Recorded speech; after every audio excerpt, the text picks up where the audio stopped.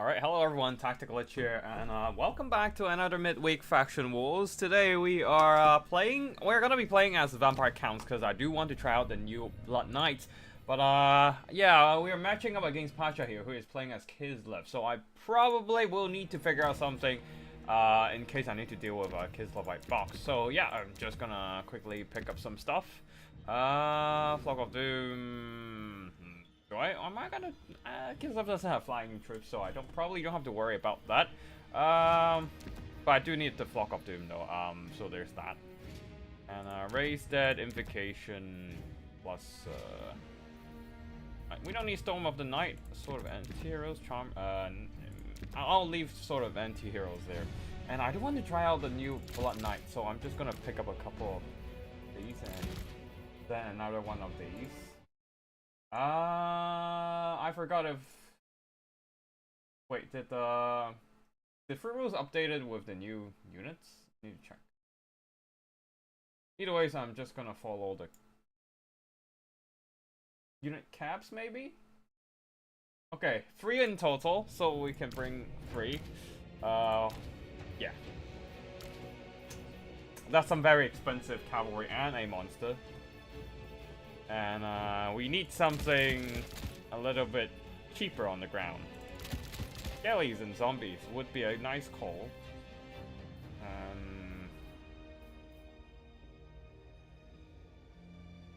Yeah, I think that's about it.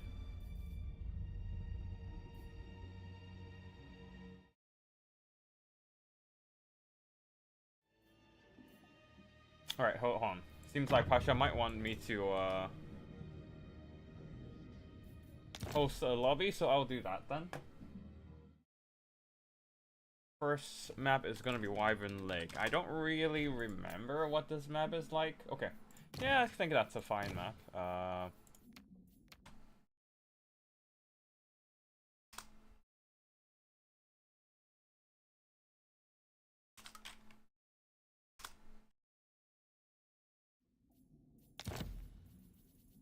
Alright, we still have the Meme Tony loadout from last time. It's a Bretonnian army.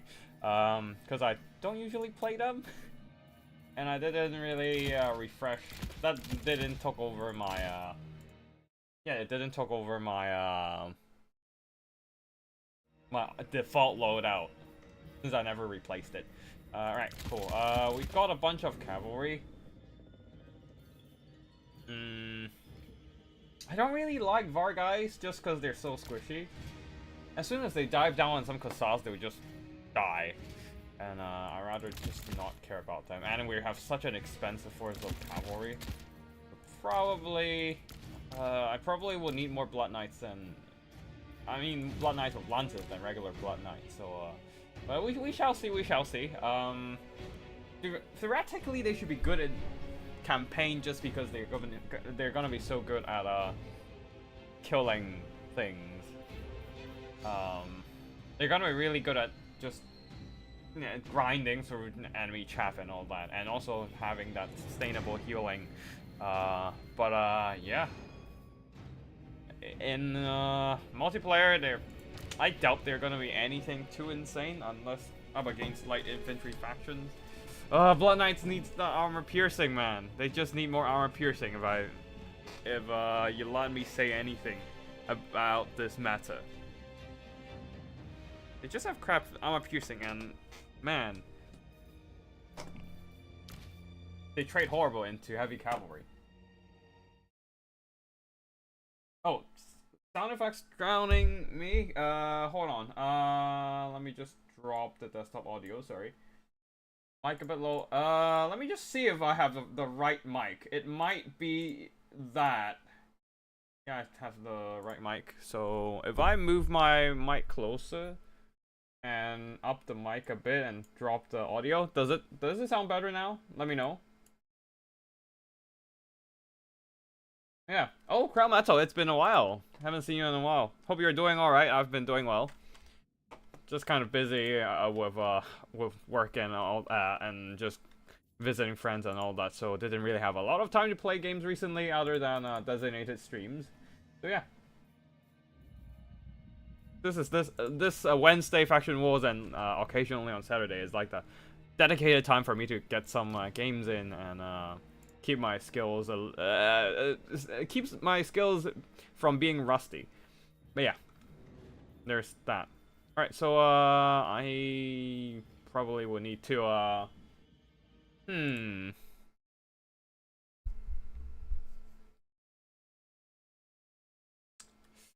I think my opponent is just gonna bring. Okay, I'll bring a couple of our goals, and we're out of funds. Great, freaking great. Yeah,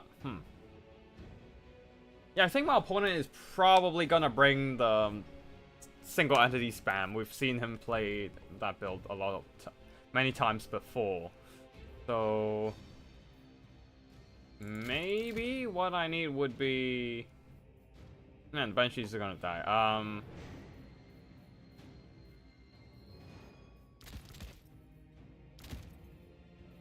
Just more Scalies in the front line and a couple of these.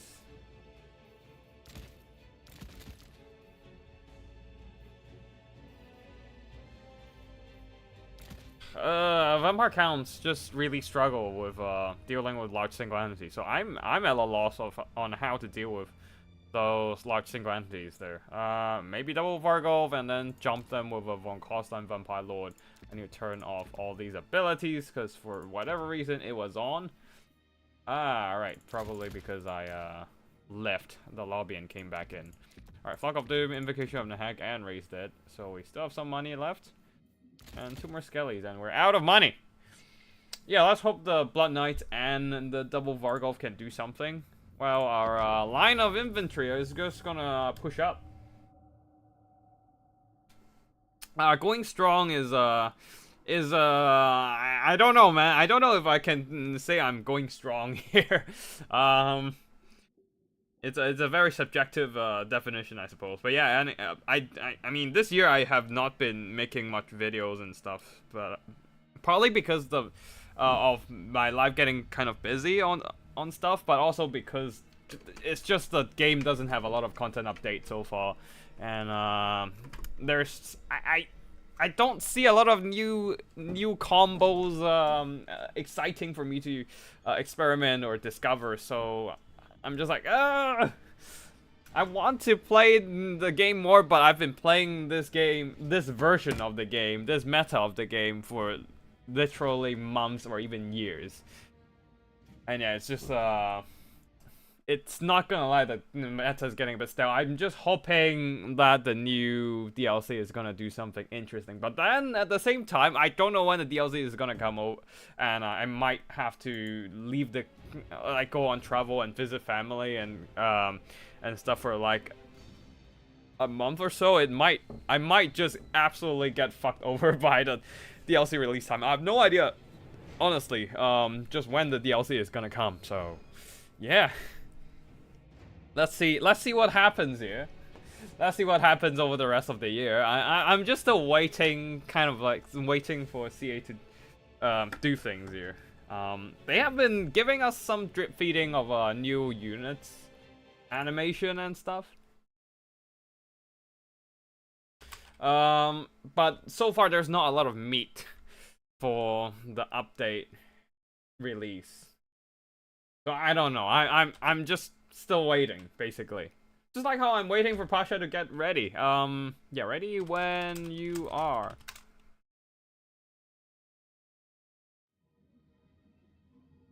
Yeah, I'm just going with Blood Knights and Vargolf.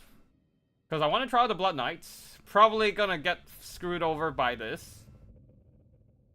Wait. Wait, did they increase the... They shouldn't have, right? Wait. Man, Pasha needs to hurry the fuck up, because somebody already finished the game.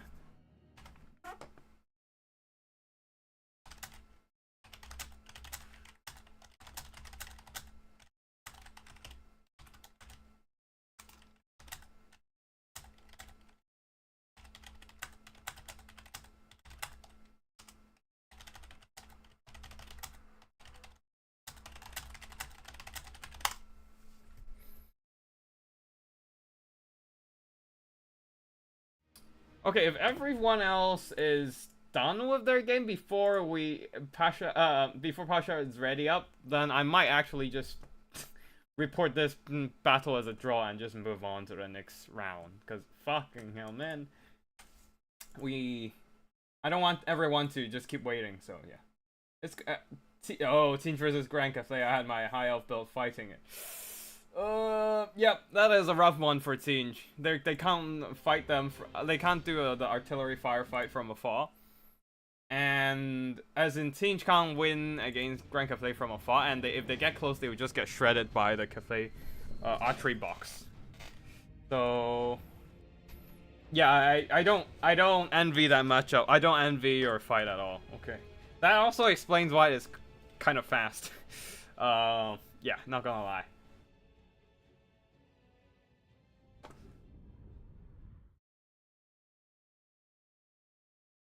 That explains why, yeah, why the game was pretty fast?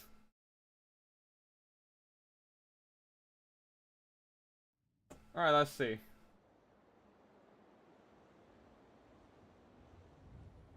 But yeah, we're up against Kislev right now, and we only have a line of zombies and skellies that hopefully swarm the capture point. With some self-regenerating, expensive units on the side. Hopefully they can do something here. And yeah, let's see what happens. I haven't had much success with Vampire Counts lately. But I do want to try out their new Blood Knights, which is why I'm going with this build. So we shall see what happens here. Alright, I guess I'm ready. I didn't even bother with Corpse Gods, because there's really not much to support. I mean, do I really want to support skeletons with a dedicated Corpse God? Not really, but I probably should have. Oh man, maybe I should have saved some money for a Necromancer, but I don't have money. That's the thing. All my components are so expensive. All right, ready when our opponent is. So yeah.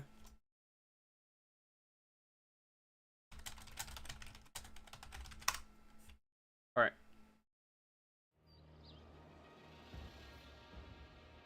Alright, looks like everyone else is done with their... Yeah, everyone else is done with their game, so I'm just gonna... hopefully get this over with soon. It is gonna be an undead game, so it's not gonna be fast. Not gonna lie. Alright, cool. We're getting kited. Oh, wait, no, hold on. It's a bit of a... It's not exactly a box. Maybe I should have went Spirit Leech instead. Maybe? Excellent. Yeah, my zombies are... I'm happy to let the zombies take the hits here. Doesn't really matter, honestly. New build? Yeah, it's a new build for sure. It's still gonna be a rough build, though. I guess my idea right now is just gonna try and move my stuff over.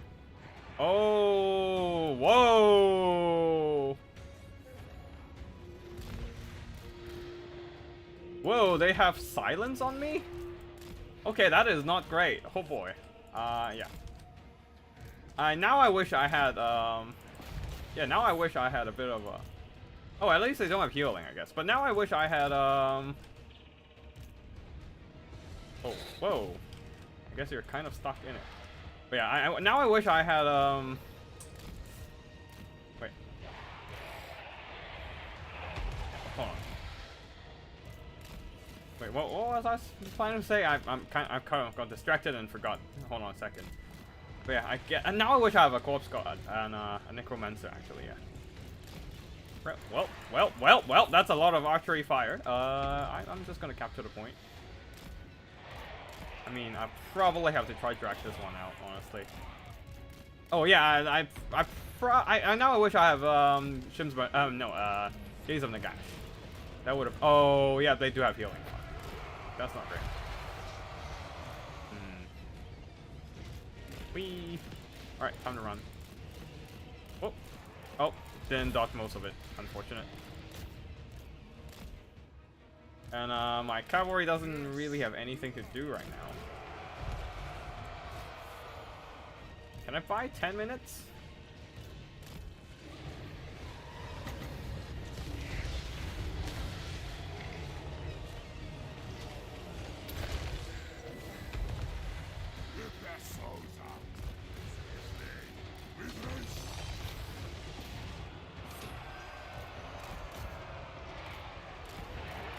Alright, let's just fly further back. And,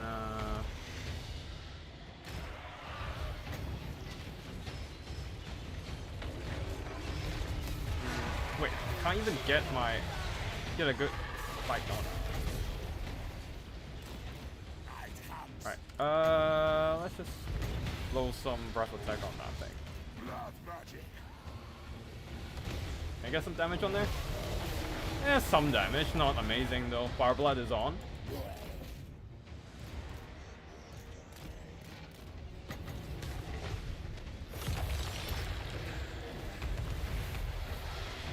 Alright. Block off Doom time.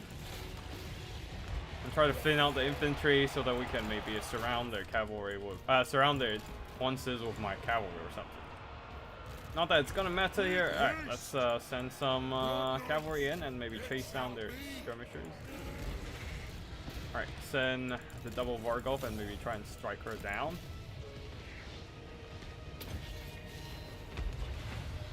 Blood Knights, swiftly, a new order comes.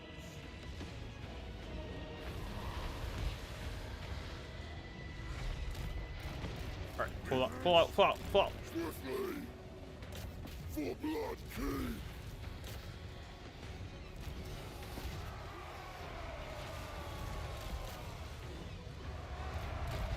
Alright, fly back up.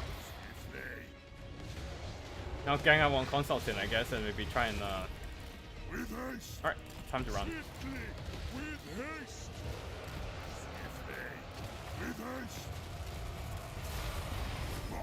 Alright, we can't turn that one on, so yeah, let's just do some psycho charging and hope for the best, I guess. Alright, Consultant. Oh god, Consultant still holding, and my Blood Knights are dying to the single entity spam. Oh boy. Alright, that's not great. I mean, the double Vargolf are doing okay, I guess.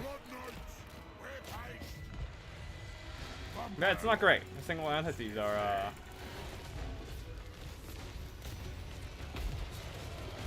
yeah, oh, and the Blood Knights are dead. Oh, man.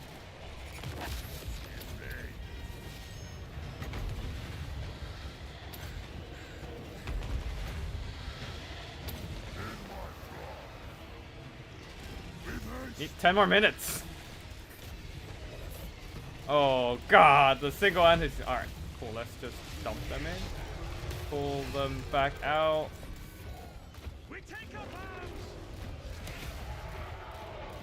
Can we take down Constantine from there? No, probably not. Alright, charge that. We'll just have to play it safe and patient.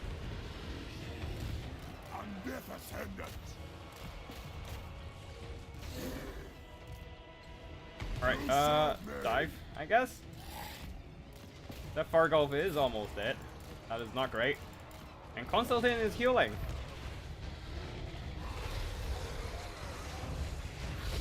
Oh, yep, the Vargolf is also going down. Fuck. Alright, we need to buy 10 minutes now. 5 minutes. 8 minutes? 8 minutes. 8 minutes. Can we do that? Oh, wow. Oh, no, never mind. I was like, oh, I was about to say he actually survived. No, he died. Never mind. Oh, what are you doing?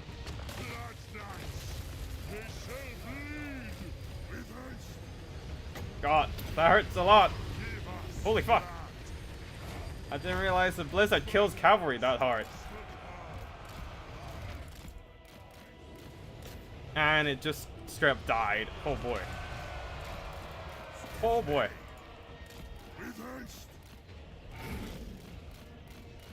5 minutes? I don't think I can drag it out for 5 minutes, honestly. I might as well just bravely face my demise at this point. No, this build definitely doesn't work here. Can't expect. Like, the Blizzard is too... It just straight up deletes my freaking Blood Knights. I also made a mistake of keeping them in the fight. The single entity squads. You were playing Elemental Barrel more often lately? I don't know.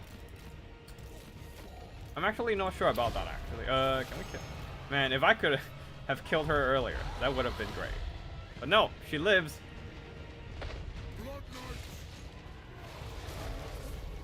Can we get her down, maybe?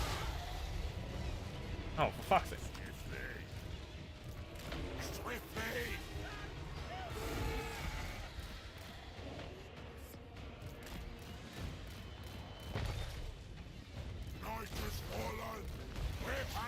These are Blood Knights with lances with anti-large. I don't think that matters anymore. I think we're army lost this thing. Man, the single entity squad is just a bit too oppressive. Not great. Not a great day for vampire counts. I know his build is like he brings the same build every time. Yeah, basically. Yeah. So the Blood Knights, I absolutely didn't have a good time with them. Mostly because I don't have a lot of good units to fight them with. Whenever they go in, they just kind of die from there because they're fighting up against a ton of single entity armor piercing as well. So that is going to be victory to my opponent's Kislev. And let's see. What else? What's the next round? We have Man of... Oh no! What is it with all the single entity spams? Either ways, we're still gonna play with the Blood Knights. Because we're playing against Kuriel's Lizard Men. So, I mean, Kuriel probably won't be bringing Lizard single entity spam, but I need to be prepared for it regardless.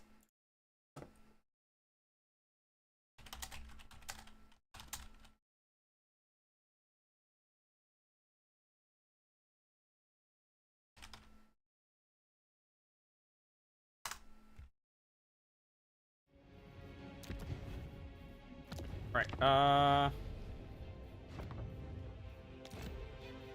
let's host again.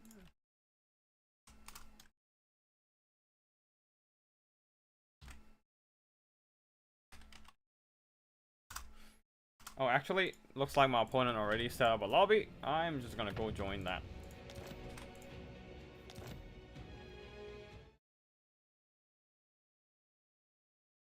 Unlucky Lich, GG. Ah, well. It is what it is. The build roulette was... I mean, as a vampire count, I don't really have a lot of ways to deal with those single entity spam.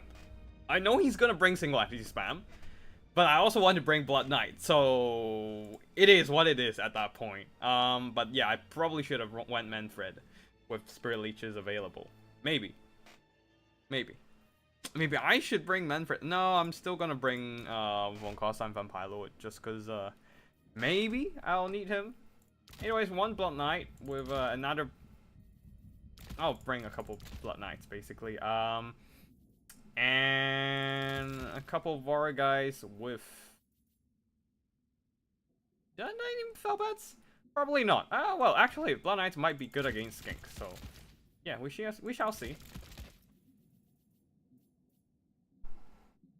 And maybe bring a Mortis Engine, maybe? Probably not. Yeah, Zombie Dragon, I do need Storm of the Night in case they bring Blizzard Air. Turn off Undeath Resurgent because we don't need that. Spirit Leech. No, wait, no. Flock of Doomnification of Nahag and Race did. Plus a Necromancer as like a mobile battery. Corpse Guard with...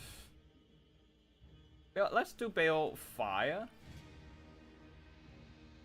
Just to, in case, deal with any kind of zombie, any lizard healing. And, Forbidden Rod. Oh, wait, no, we need Unholy Lodestone to, not only for the heal, but, yeah, mostly for the heal. So that he can, get some HP back while generating magic. But yeah, let's see what else. A little bit of funds left. And that is not enough for a Blood Knight with lances, so I'm just... Actually, it's enough. It's enough. Crypt Horrors? That might be a good idea, actually. That might be a good idea in case we need to deal with some mass. And now we're out of money. Alright, we'll just have to rely on the Von Karstein Vampire Lord to kill anything big. That is literally all we can do here. The type. Yeah. Absolutely horrible build, but let's see how far we can go with this. I mean, Crypt Horrors, I've seen a bit more Crypt Horrors lately. Seems like people are enjoying them a bit more. Like, having a bit more mass and armor-piercing monstrous infantry presence and all that, but yeah. We shall see.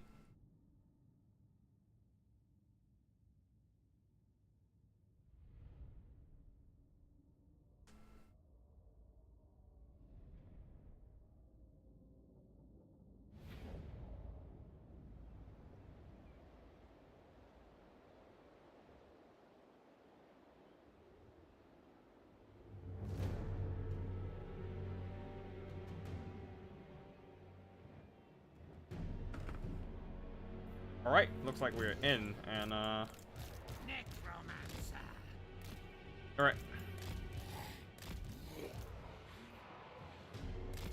Blood Knights will have to stay ahead, and they are probably the ones we want to use to deal with any possible skink skirmishers. Instead of letting the poor Crypt Horrors and Vargeist taking the heat. This is gonna be our mobile battery to charge up magic. And yeah, I think I'm done.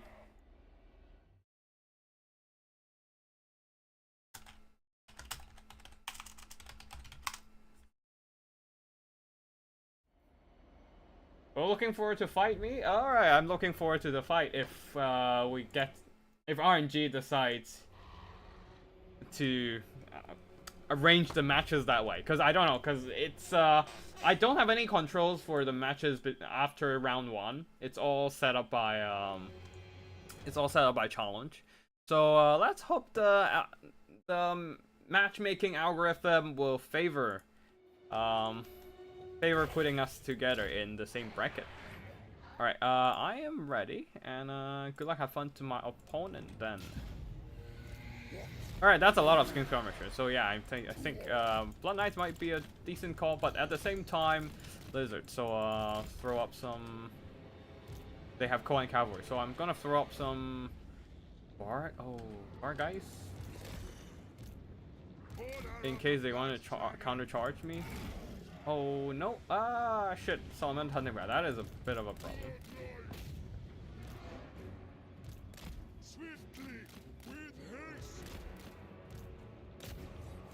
Back up, back up, back up!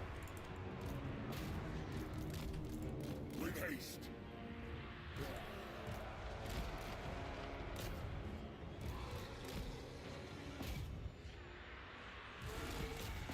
Holy shit, what the fuck did they do to the lizard boys? Did they just annihilate all of them? What the fuck? Alright, undead everyone starts moving up. I mean, we're getting roasted, but holy shit, did they just... They just annihilated those Cohen Cavalry. Ah, shit, the Vargeist are just so fragile. That's why I hate using Vargeist. They die so quick. Oh, fucking, I got tied down. Oh, this is absolutely screwed.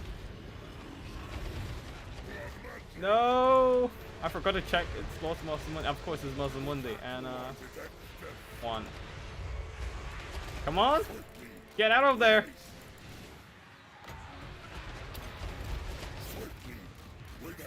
Get out of there! I need to get out of there. Start healing now. Yeah.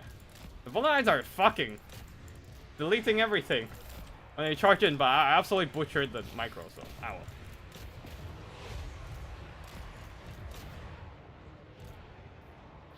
Oh no, I didn't. Shit, and he's dying now.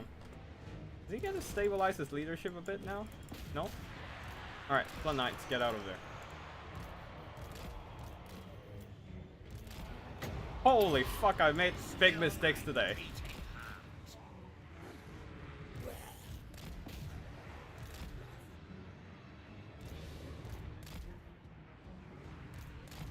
But yeah, I'm quite impressed with what the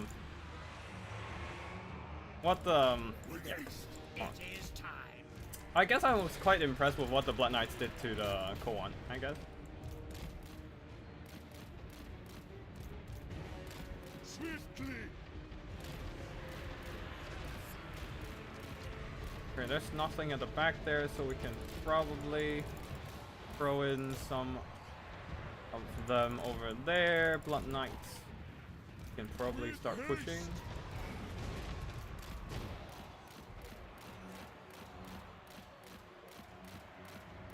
Alright, just move around and start charging that, actually.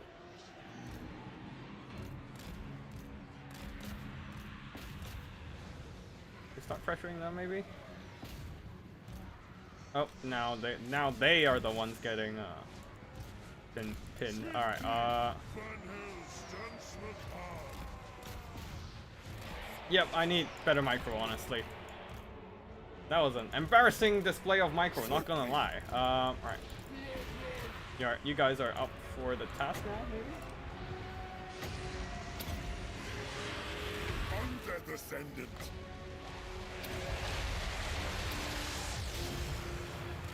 Curse of years. With haste, swiftly. Yeah, I think I'm done. I fucked up the micro at the start a bit too much. I was a little bit too impatient with my units, and that basically spelled my their doom. Oh, and the blow darts. Yep, the Lord is dead. Okay, lesson learned. Be a bit more patient with my mobility assets and all that next time.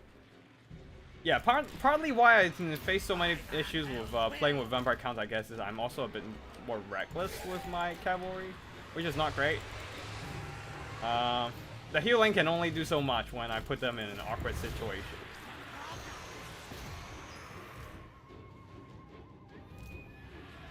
Yeah.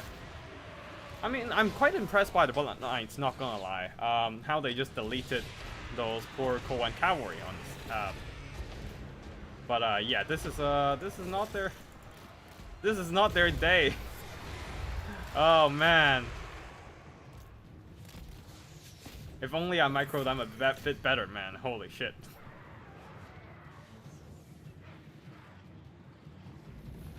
Yeah, the Blood Knights were good.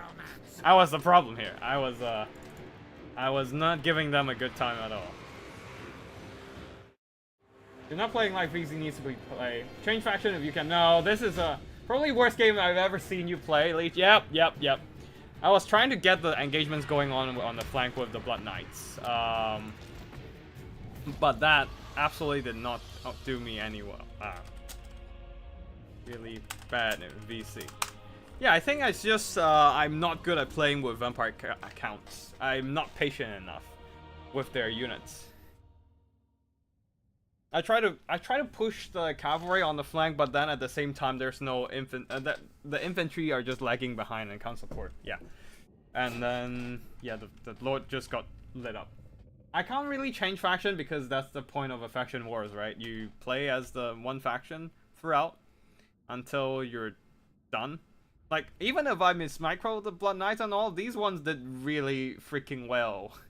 Somehow managed to delete the Koan Spear Riders on a head-on charge. Not sure how, but they did. Yeah, I have no idea how that happened, but that happened. So yeah, I guess it's they're very good. It's just I am the problem here. And yeah, I'm also I'm also a bit reckless with the VAR guys. Try to throw them in the front line, and that exposed them to the firepower from the salamanders at the back. If I just keep marching the zombies forward and keep my mobility at the back, I might have had a much better time. Okay. Lesson learned. Dropping the Vargas into melee right in front of two Skink skirmishers are painful. Yep. That was also a big problem. I was a bit too greedy there, wanting to kill off one cavalry. Honestly, I should have just kept all my mobility at the back and just let my zombies keep moving up. Yeah, that would have probably been a better idea here. Because, oh my god, all the value on these Salamander hunting packs.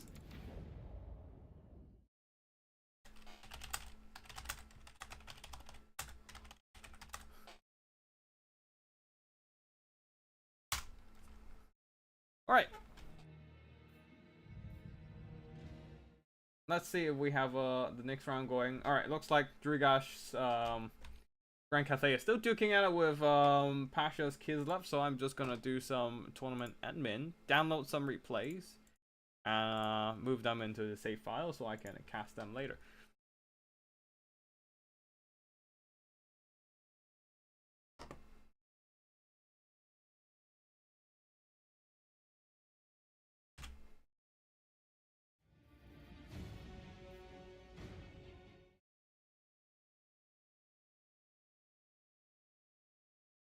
Today is not your day? Oh, don't worry, I'm here as well. I'm here playing vampire accounts poorly as well.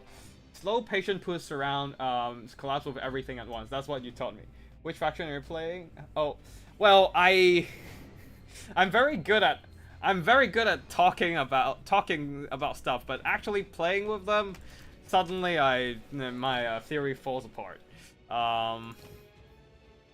But I'm also at the same time, yeah, it's easier to look at a game when you're looking at it as like a third person view point of view, just like not having to engage. But like, yeah, I guess I'm also a bit bad at multitasking too. When I'm kind of focused on one side, I always lose track of on stuff on the other side as well. I play Corn most of the time, so my siege army is rush. Yeah. Vampire Counts is a famously weak faction in the current meta as well. Yeah, that too. They just lack any kind of abilities to deal with like certain threats. They have a lot of mobility, but yeah, the fact that they don't have any missiles or any single entity targeting spells outside of Spirit Leech really screws them over. Like their spellcaster really limits. Their decent lord choice always comes down to the few vampire count lords and maybe Manfred. But then they don't have anything to deal with single entities, large monsters, and you can often see players against vampire counts are just kind of abusing that, exploiting that weakness to the extreme, bringing single entities plus healing. And if your mobility gets isolated, it dies, and your infantry is really slow, so that easily happens. Yep, which is why patience is very important here, I think, with vampire counts. Lesson learned. Try to do better next time. But yeah, that's why patience is important here, I think. Wait, did I drop the replay? Oh, okay. Yeah, these two replays, I suppose. Let's just try this one, actually. Grand Cathay versus, Sin's, Unlucky Spotify is going with the Changeling with, wait, Kolek versus Grand Cathay. Oh man, look at these, Iron Hail Gunners. I can already see Kolak not having a good time here. Also Grand Cannons too. Alright, for the army built here is a rather narrow siege army with less than 600 models. The Mutilated Vortex Beast, a line of Forsaken, and then Changeling turning into Kolak, and also the Iridescent Horror of Metal with Final Transmutation and Searing Doom. Oh, on the other side we have the Satan the Watcher, guarding the entire army with some deadly long-range shots, already poking off the HP from the Iridescent Horror. Fury of the Falling Blade. Wait, from who? Oh, from... Wait, hold on. Oh, no! Wait, no, it doesn't matter on the Fury. Yeah, on the Satan actually. It has base weapon damage, but it doesn't boost missile damage. But anyways, the Iridescent Horror already quickly hiding in the forest, knowing that he can't get out and he can't poke his face out, otherwise he would just get lit up. Oh no, Kolak is out. Changeling has transformed into Kolak quite early. That might have been a mistake here. Kolak has a ridiculously large hitbox, making him a very easy target for Satan Watcher and the Grand Cannon at the back, which is within this cafe box of Jade Warriors and Peasant Long Spears, with Peasant Archers and Iron Hail Gunners to support. Kolak dropping that Lightning, Lord of the Storms, blasting some Iron Hail Gunners, but still having most of the unit intact, ready to light up Kolak. But Kolak, right behind Satan the Watcher, actually doesn't have a clear line of sight from the Iron Hail Gunners, so he is shielded for now. Chaos Furies will be diving in onto the cafe box, which is provided support by the Jade War Drum, the Regiment of Renowned Giant War Drum. So everything is boosted here with magic attacks to make it more efficient to attack these demonic creatures. Utility Vortex Beast Aizen, the Fallen Regiment of Renowned version, is in and trying to squeeze his way through and get onto these Iron Hail Gunners. Also dropping some abilities. Is that the passive ability, or yeah, it's just a passive one? Or did he drop the? I don't see any. Oh, yeah, I don't see any of his active yet. The mini version of Fate of Guna. But either ways, the Furies are crumbling, but some Forsaken managed to get around to the flank off on the cafe box and try to squeeze in and compromise the missiles. But the missiles are still opening fire. Satan the Watcher pulled back, and the Changeling is now right in front of these Grand Cannon shots. Luckily, the Aizen the Fallen is still in there. Oh, this might be a good time for a Searing Doom, just to blast and thin down these infantry. But looks like it's going to be a final transmutation on Zhao Ming, the Iron Dragon here. I don't know how good that is going to be, because we're seeing a lot of units flopped up from Cathay here. And a Searing Doom would be very juicy, very lucrative from just blasting all these tightly packed infantry. But final transmutation of Zhao Ming, it's going to take quite a while to be effective. Oh, what happened to these Empress Crowmen? He just got deleted from... What? Alright, Searing Doom onto Iron Hail Gunners, but they're just kind of shifting around, trying to get their eyesight onto Kolak. Oh wait, no, that's the Lord of the Storm. Oh, and they're still blasting the Changeling slash Kolak, and the Iridescent Horror. Slightly forgotten in front of the Iron Hail Gunners. I don't blame them. I also did that myself. Just look at how my Von Carstein Vampire Lord died to the freaking Salamanders, right? But yeah.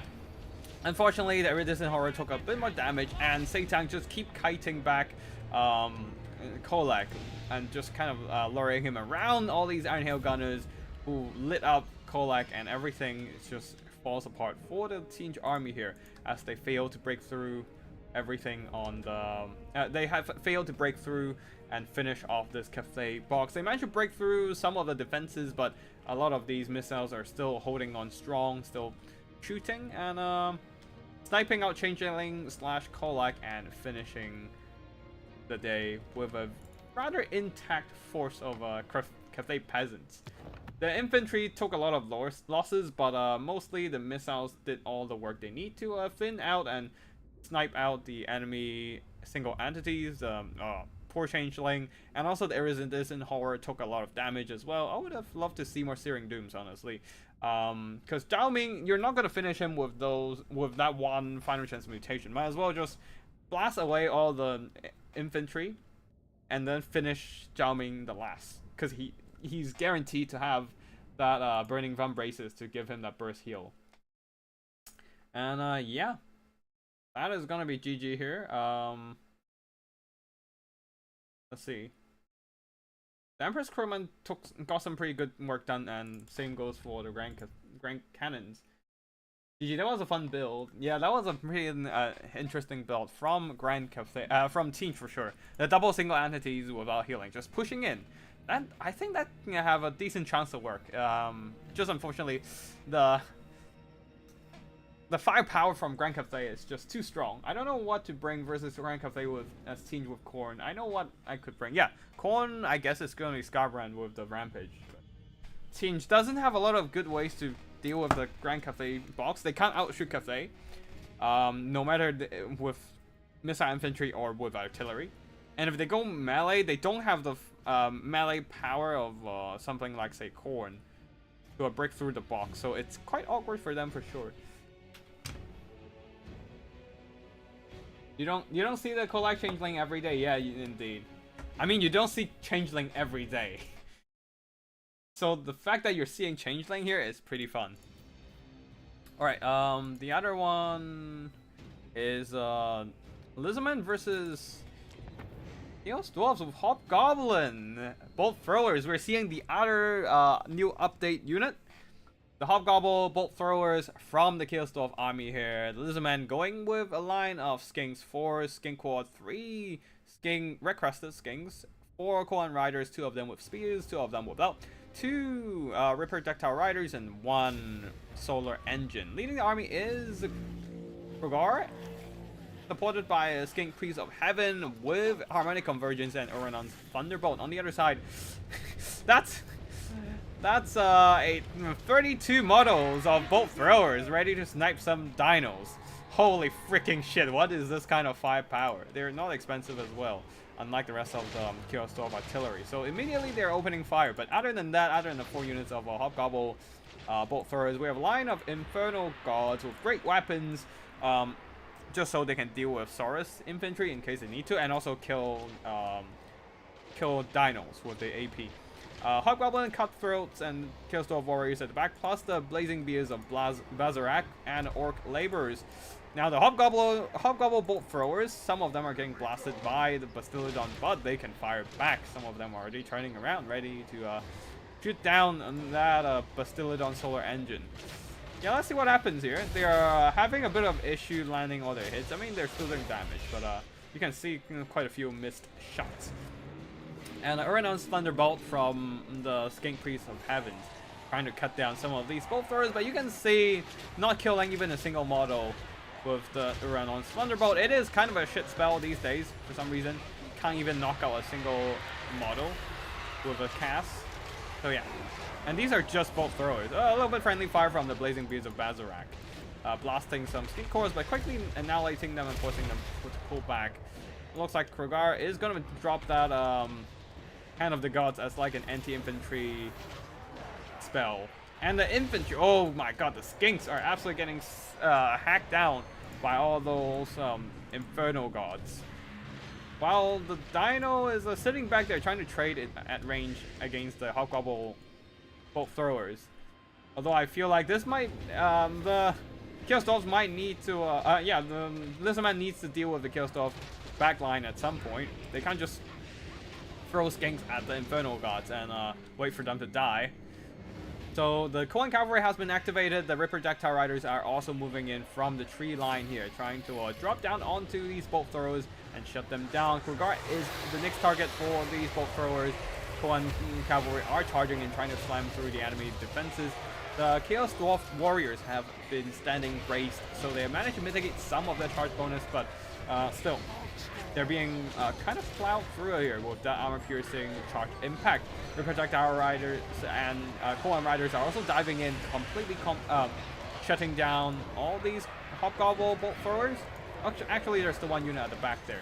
But yeah, second win from the skinks are coming back, and just to keep these infernal gods with great weapons busy, preventing them from helping out the back line here, which the Chaos Dwarves are having trouble keeping in check because some of their investments went into the missiles, and a lot of the infantry in the front line are also very expensive, so they couldn't really afford anything to guard the back line with any kind of mobility, like say the good old Bull Center renders. They don't have any of those this time. Just trying to burning head down all the skinks here, definitely something that helped burn down the skinks in the first wave of attack. But the second wave here, some of the skinks routed, but there's still some holding the line, while the Hobgoblin bolt throwers are just kind of losing steam. All of them are being dragged into melee, unable to really do much damage by shooting. Yeah, I doubt they earn back their valor, but okay, looks like these ones are back online, shooting point blank into the side of these Koan Spear Riders, and also at the same time the blinded effect coming in from that Solar Engine. nuking down the stats of the Sorcerer Prophet, coming in really handy here. Blazing Beards of Bazarak managed to temporarily extract themselves from the combat to throw some explosions into the Skink Horde so that the Infernal God over here can be freed up and maybe move back to the back line and help them against the enemy Dino Cavalry. But the Infernal Gods have mostly been freed up due to all the Skinks infantry taking so much losses in the early game. So they're now able to provide some reinforcement for the Sorcerer Prophet of Fire here with their melee presence. Another Hand of the Gods going after another unit of Infernal Gods, trying to just thin out these expensive infantry of the Chaos Dwarf, who are still holding on, by the way. Holding on pretty strong with a few of them still having over half health left. So yeah, there's still quite a bit of melee presence on the Chaos Dwarf side. We shall see what happens here. But yeah, Sorcerer Prophet of Fire. Munching, just moving over to this side of the fight and help out the Chaos Dwarf Warriors. Provide some terror to break off the Cold One Spear Riders. Yeah. And Chaos Dwarf Warriors are moving up. And yeah, they have won out all the melee engagements here. The Skinks are no match for the elites of the Chaos Dwarfs. The problem is, can they... Oh wait, hold on.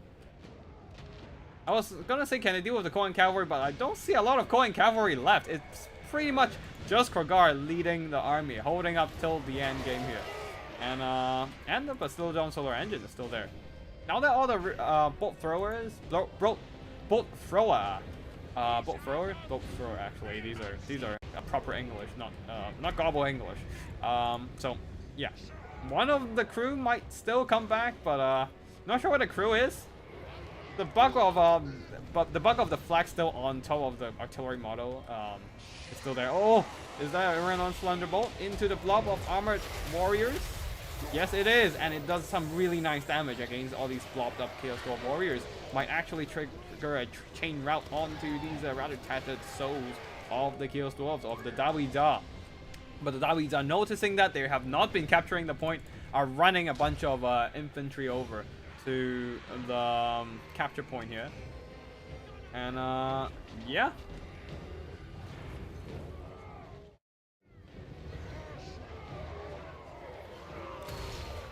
Let's see. Hold on a second. Sorry, a quick. Gotta check out the Discord. I think there's some questions on the Tony. I'm gonna quickly break this and take a quick second break just to check out what's happening in round 2 so far.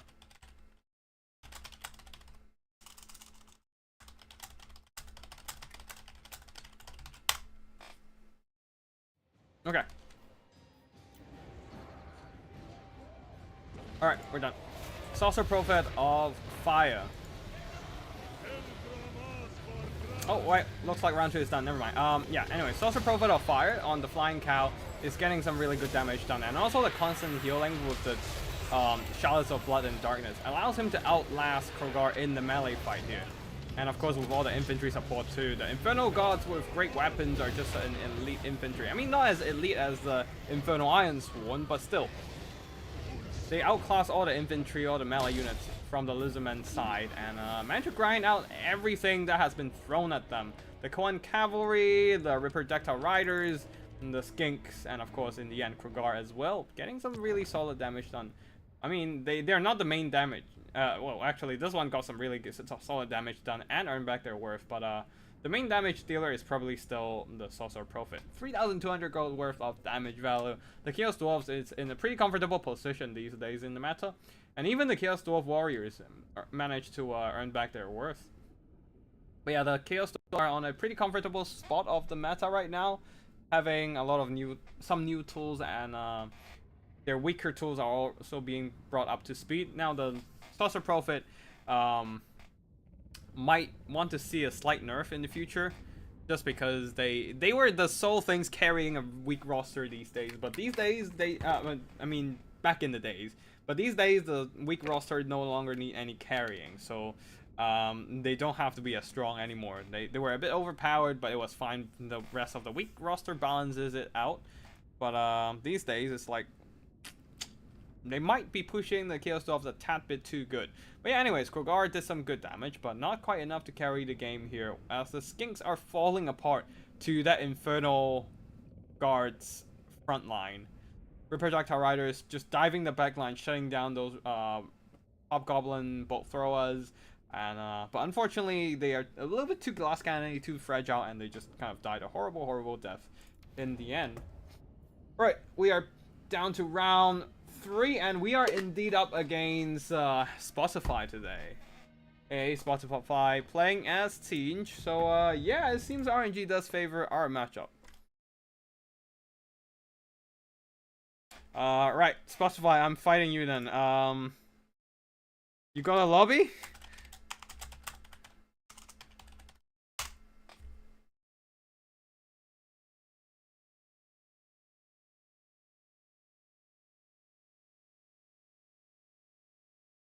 Half of the hand of the gods got eaten by the hill, unfortunately. Yeah, yeah, that was quite unfortunate indeed. Not doing enough damage.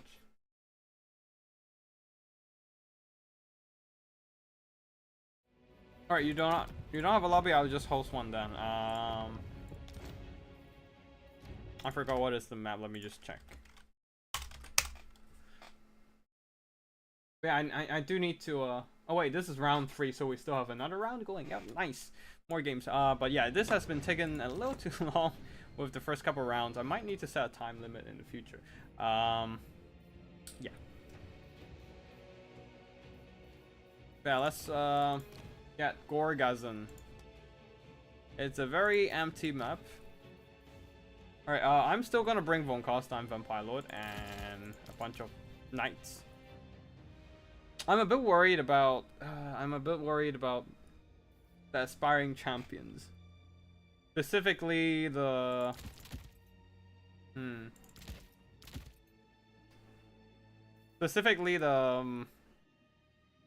Severed Claw, and also any kind of heavy infantry actually.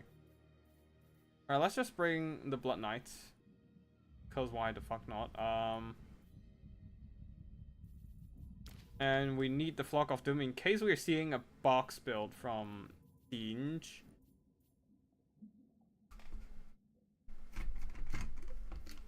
And Necromancer that self-regenerate.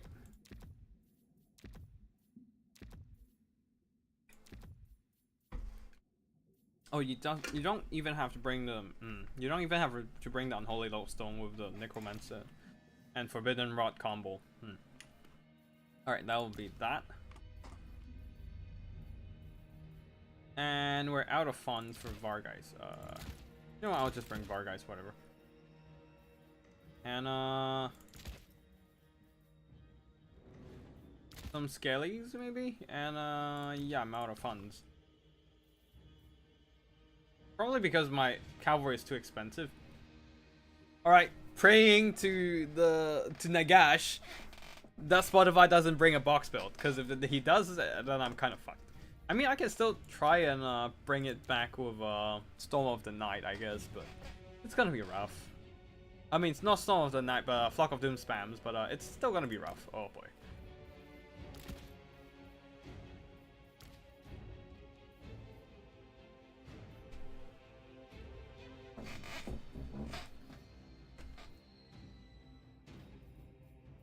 Alright, looks like my opponent is ready. I'm not though. So give me a second. I need to figure out what to bring. Yeah, I'm out of funds. Alright, let's try it again. And see if we can do a bit better this time.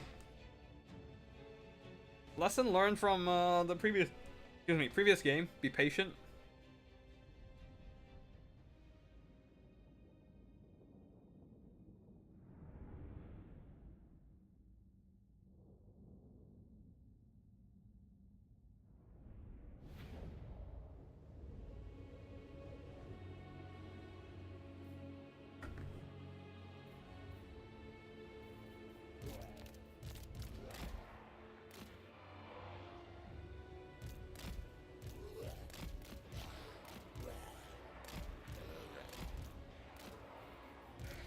Alright, let's see what happens here. Be patient this time. Stop rushing things. onto the flank, like at the moment I see things. Get those infantry in first. Yeah. Yeah, I'm too impatient with my troops. Not gonna lie. Yeah. We'll be more patient this time. Gotta learn my lessons from now on.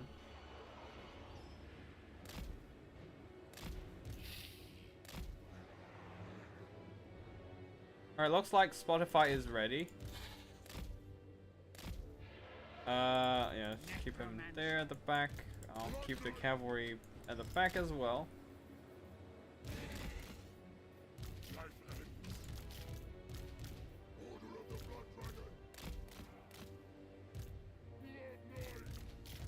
Alright.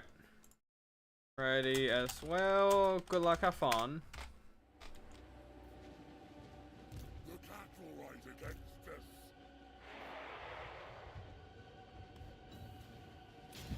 Lord and master. Wait, do we have Soul Grinder here? We don't. But we do have a Forsaken front line. That is a bit more of a problem. We shall see what happens here. With haste. See, that's a village, the cursed thing. Well, let's go up and drop a breath attack on them. I don't see anything. Okay, there we go. There is the shoe. There's the other shoe. Okay, I don't see anything hidden, but I was like, this army looks a bit small for what it is. Okay, so there's the Zandigors. With haste. Swiftly.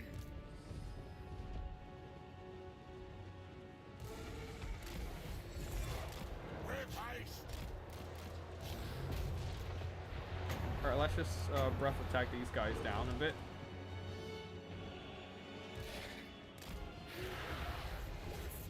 Alright, let's just drop on there. And we're getting Book of Secrets. Alright, let's jump them. And cavalry march up. Alright, you stay there. Death magic. Alright, Stomp broke, and then skeletons up.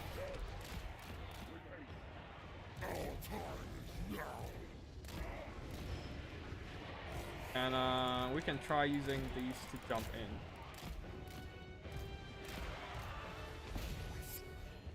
What the fuck was? Wait, where the fuck did our? Oh, they got hit by the spell, huh? Okay. You jump in. Yes, away. This necromancer is probably gonna die. It's oh fuck, I forgot. Micro them.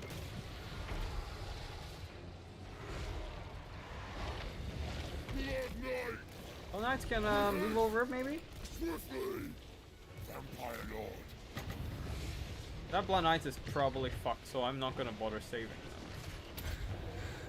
them. Blood Knight. They can hold. They can hold. They got charged though. That was not great. Vampire Lord. With Actually, haste. I'll give them a bit of Invocation of the Hex. Company Hickok. Oh right. Well, they took a lot of damage from the Infernal Gateway. That doesn't help. But I think you might want to use. I think the better spell now these days is Change Firestorm. It does a shit ton of damage for some reason. Undead Knights. And with a bit of healing, we managed to pull that one engagement back.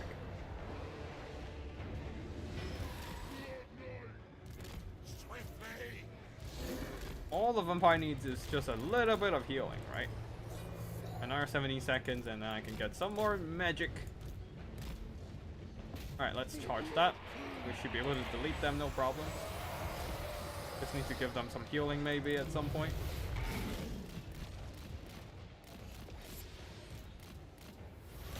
Yeah, we'll need some healing onto them. Okay. Okay, I think we learned our lesson from the last fight, so now we're being a bit more patient with our mobility and all. So we're playing a bit better. I mean, we're still a bit fucked, but like I don't know how to deal with the A's and the Fallen right now, but we can figure something out later. We can do it eventually, I guess. If we have enough Invocation of the Hex to keep our Blood Knights with lances or something healthy.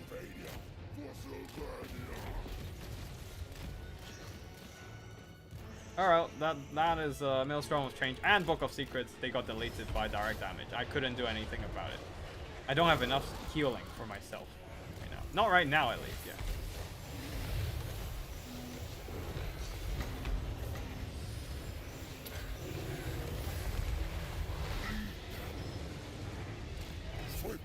Alright, let's just pull out some of my Blood Knights and start running down stuff. Oh man, the freaking Isn't the Fallen there. I guess I'll have to jump it. I guess I'll have to try jumping it.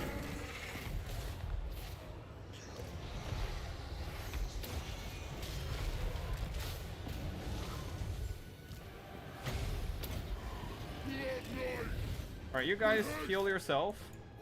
I'll run down stuff on the other side of the map.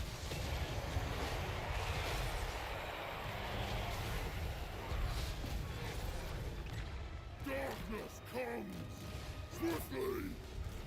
Okay, we're playing a little bit better this time, but Isn't the Fallen's just not... I have no way to really deal with him right now. He's just not going down. He's so fucking tough. Damn it. Okay, the infantry support is gone. So that's good news, I guess. My cavalry support, my own cavalry support is also pretty much gone. That was not great. I need to pull out some of my forces. Let the skeletons take the hit. Take the front of the heat. While my stuff go fall back and heal up, I suppose. And get some hunger healing. I'll have their blood. With haste. Night has fallen. Alright, Invocation of the Hack or Zombie Summon? That is a question, for sure. Alright, pull back a bit. Swiftly. With haste. Swiftly. Everything jump on that. We keep pulling back. Swiftly. With haste. Nobody remembered to capture the point, so we are looking at... Oh. Pull back, pull back. Come over here and drop one final breath attack before we dive everything into the vicinity here. Very minor damage. Not great. But it is what it is. We are going in. 17 seconds. Rip their souls out. Give us blood. Before we get the sort of anti-heroes. You guys can jump that, actually.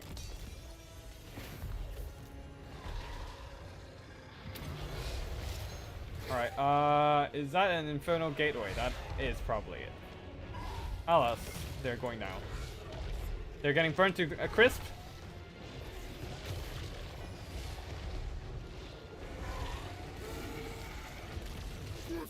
Alright, anti-large. Anti-large Blood Knights. Hold on. Alright. Can we get a better charge angle on that thing? Maybe? We need to break that thing before we can have any chance of bringing this one back. Okay, this is a close one. This is a close one for sure.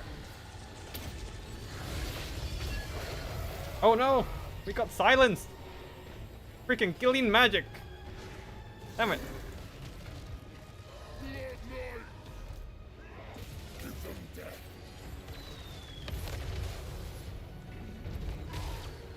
The last 14 Blood Knights still holding on. And how long is Gleam Magic still on? Okay. These guys, I suppose. I don't think I can win this one out. We're getting smacked in the single entity fight here. We're getting ganged up on pretty hard, and I don't think that one lone Vampire Lord has what it takes to bring this one back. GG. It was a closer battle now. Now this one is way closer than what we did in the last round. So yeah, that was GG to my opponent Spotify here. Very nicely played.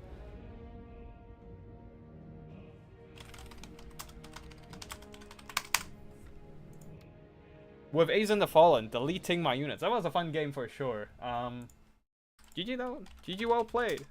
That was a close one. But yeah, let's see what happened with oh, what happened to these Blood Knights? Oh boy. Oh, they were probably the one. Wait, hold on. What?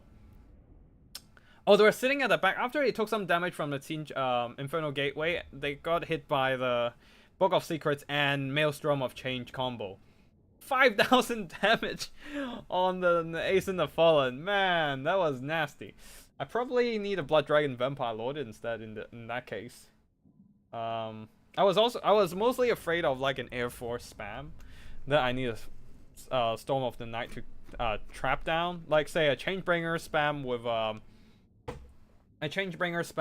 a bunch of Furies and Screamers. That would have been quite scary with the aerial kite. So I had to bring a Storm of the Night just to in case I need to deal with Changebringers. But there's no Changebringers today, so the Storm of the Night was mostly wasted, and same goes for the Von Karstein Vampire Lord in general. But yeah, our guys did a little bit better than whatever I did to them last round, so they got some value back, but unfortunately they're still not quite able to carry the game as the infantry just got wiped by the Forsaken, and I didn't break them down fast enough, I don't think. And allowing one of the Blood Knights to get charged by the Sandagors, that was quite a big mistake on my end as well. Allowing them to accrue some good value, and at the same time the Blood Knights didn't get a lot of value as well. Yeah. Very nicely played from our opponent there, and also some nicely placed Infernal Gateway. Probably would have been better if that was a Siege Firestorm. That would have probably straight up deleted everything I have. But yeah. GG to our opponent, and looks like Drigash and Archangel are just duking it out with Grand Cafe versus Chaos Dwarf. So I'm gonna go and check out more of the replay files and just get them ready for me to cast, while we wait for round 3 to happen. Give me a second. Round 4, not round 3. We're in round 3 actually. Back just in time for the big battle versus Spotify. Usually root for Lich, but Spot says he has actually never fought me. So yeah, that was a very nice first game for him, between me and him as well.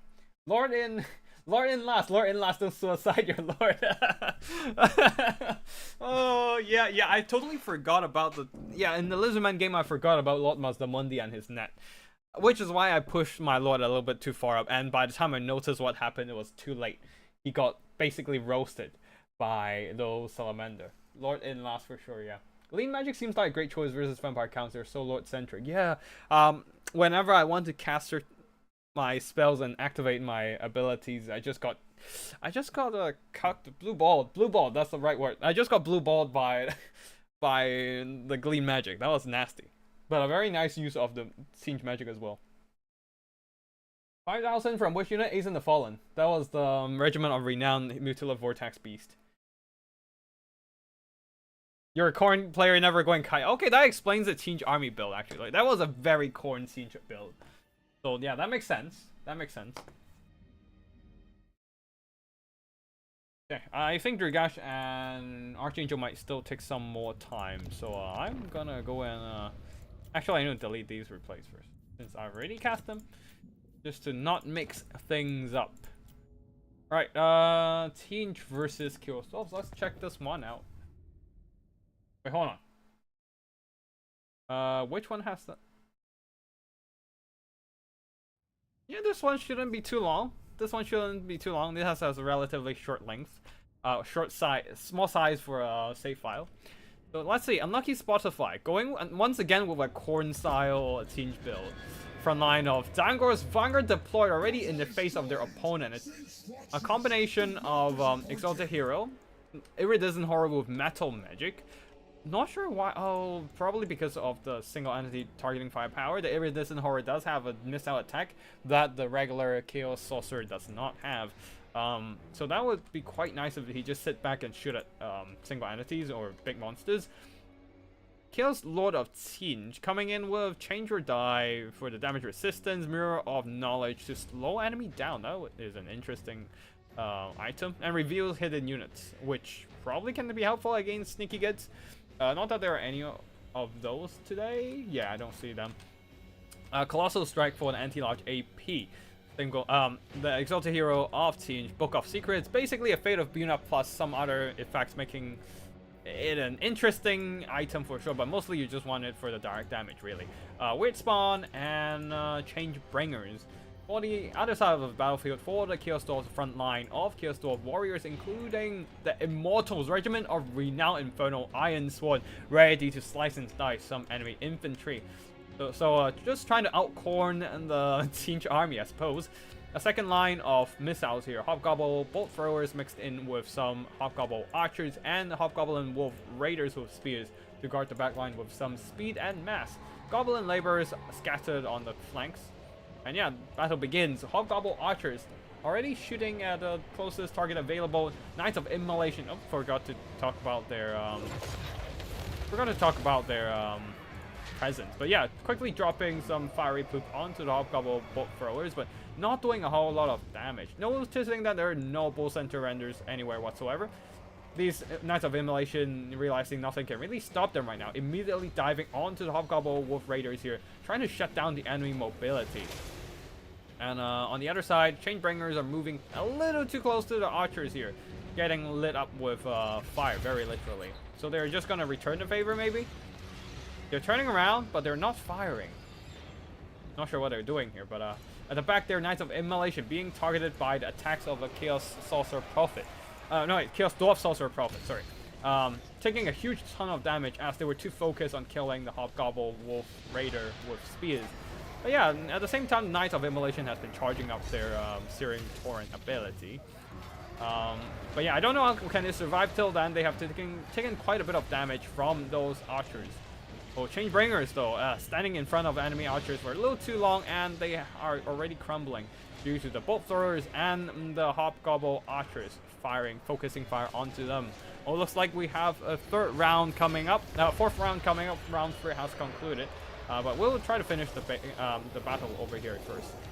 Now, for the front line, the Weird Spawns and Zangos have already been duking it out in the front line for a while now, but only one of the Zangos managed to go through the front line, but then the Immortals are nearby to gonna put the stop to that. And at the same time, Knights of Immolation has been shredded by a little bit too much enemy firepower in nearby, just standing in front of arrows for too long. The double Chaos anti-large characters here trying to go after the Sorcerer Prophet earlier and did some pretty good damage, but that is where the sacrifice of the Hobgoblin Wolf Raiders come to play, putting down the two characters and allowing the Sorcerer Prophet to escape once again. Knights of Immolation missing their bombardment, unfortunately, as they were not really on top of their target, just kind of on the way charging in, so not doing any damage. And trying to drag down the Hobgoblin archers in melee. Weird Spawn and Forsaken are doing pretty well. Not Forsaken, Weird Spawn and Zangos are doing pretty well combined, but there's still a whole Immortal unit there, just slicing and dicing through the Zangos, taking minimal losses in the process. And yeah, I wonder what can they do against the Immortals here. Although the Sorcerer Prophet is being dealt with, even after he escaped to the skies, there's no escape from the double flying disc character. And I think he might have tried to dive back in to kill the Chaos Lord and just got counter-punched to death. It might have been the case here. But either way, it looks like the Sorcerer Prophet of Fire on his flying cow will be trying to flying away here, while the two Chaos characters are being targeted by the Immortals and the Chaos Dwarf Warriors. So they're in the middle of a lot of heavy armor, heavy metal, struggling to get out, which is why the Chaos Lord of Siege is just going to go down at this point, unless he can somehow miraculously get out of that surround. Hold on. Round 4 isn't updating?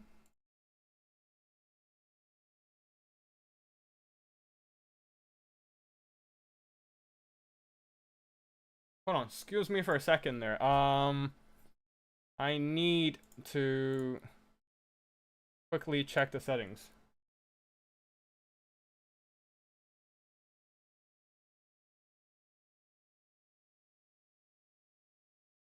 Can I force it the new round here?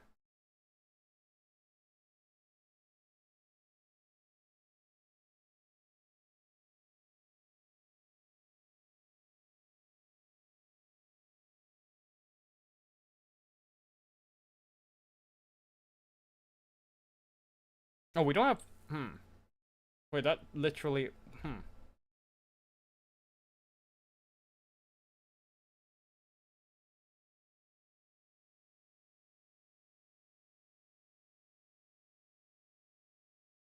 Sorry, I'm gonna quickly do some tournament admins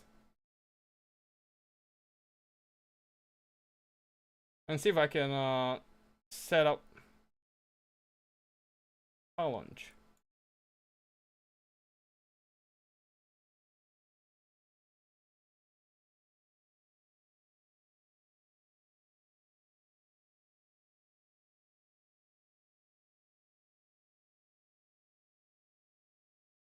Oh. Kasha bowed out of the 20, huh? Hmm.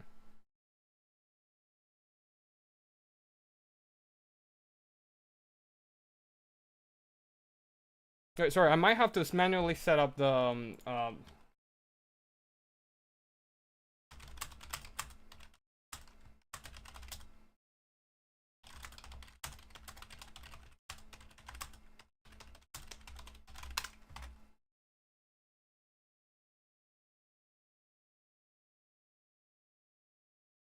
yeah, hold on. Sorry, I'm gonna go back into casting in a bit. Let me just try to manually set up a bracket for round 4.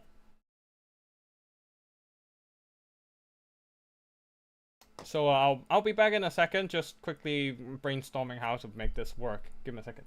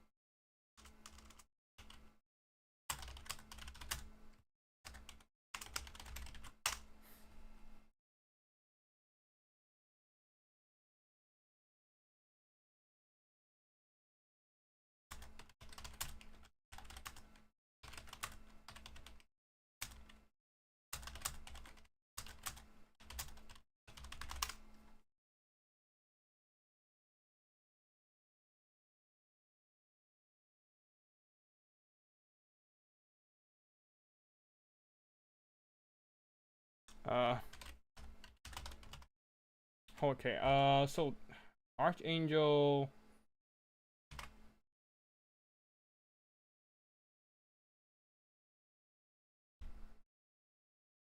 That's the Archangel versus he has fight Spotify. He has fought. Oh, Archangel has not fought Pasha, so he's like the odd. Alright, excuse me. This might take a little longer.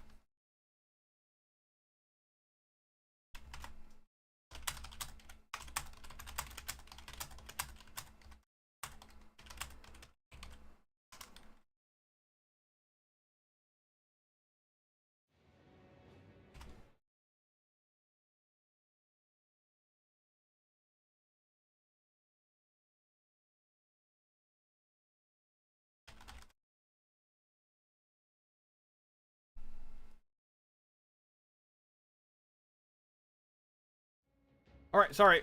Just quickly dropping, Alright, sorry, I'm gonna quit. Wait, can someone tell me if free-for-all can be done in... can be watched in replay? Oh wait, hold on. It probably can. I'm just suggesting, because we have 5 players, and then 4 of them are... and we have a struggle with the brackets, and I was like, wait, we can just ask the 4 people to play free-for-all, save the replays, let me cast the free-for-all, and that will solve everything. That probably will work here. Alright.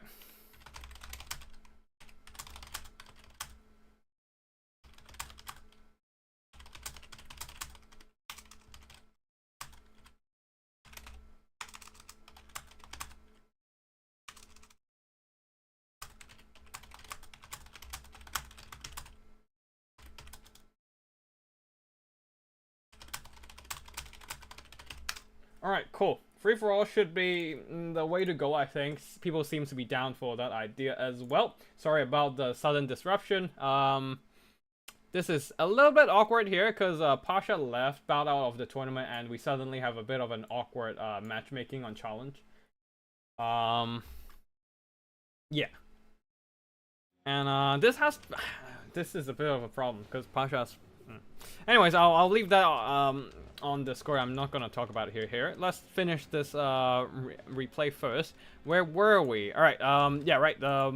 Saucer Prophet has been routed, and Chaos Lord, unfortunately, Chaos Lord of Teen is surrounded by immortals and has been surrounded and beaten up. Even with the heavy armor against these elite Chaos Dwarf infantry, he is still no match against the most elite of the Daoizar. And on the far side there, Knights of Immolation are slowly just working through those Hobgoblin and Archers, but they're so thin out in numbers and in HP. Every bit of HP they take from the counter step of these Hobgoblin Archers is a heavy blow. Overall, suddenly things are stabilized on the Chaos Dwarf side as the Chaos Lord of Tinge has been slain. Yep. Pretty poor guy, alongside his Disc of Tinge. So yeah, things are not looking great for the Tinge army at all. There are massive breaks everywhere on the map due to their lord being dead, and only the weird spawns are still in the fight, with some Dangors nearby to support. Searing Doom on the other side as well from from the Iridescent Horror, a little bit of a Hail Mary here, trying to thin out the enemy infantry, but that's not killing the Sorcerer Prophet of Fire, who is just munching on the Exalted Hero of Tinge due to that nearby infantry support. I was going to play Nurgle, I like their Corn builds, but I went with Tinge is not the best in a rush build. Yeah, unfortunately Tinge just doesn't have the best melee power, but then again, that's just Tinge in general. It's like their faction specialty, right? Missile and magic, and a bit of mobility, but definitely not melee rush. So yeah, that is going to be army losses here. Everything is just falling apart. As the Immortals plus Chaos Dwarf infantry frontline held on against the Dangor rush. And the single entities wasn't quite able to pull it off for the Tinge army this time. And I would say a little bit of Miss Micro on the Knights of Immolation as well. Just kind of YOLOing them into the middle of Chaos Dwarfs is not a great way to use them. Not gonna lie. But yeah, that is gonna be GG. Okay, so I need to check if I can cast... if I can actually cast free-for-all replays. I don't know if I can actually do it.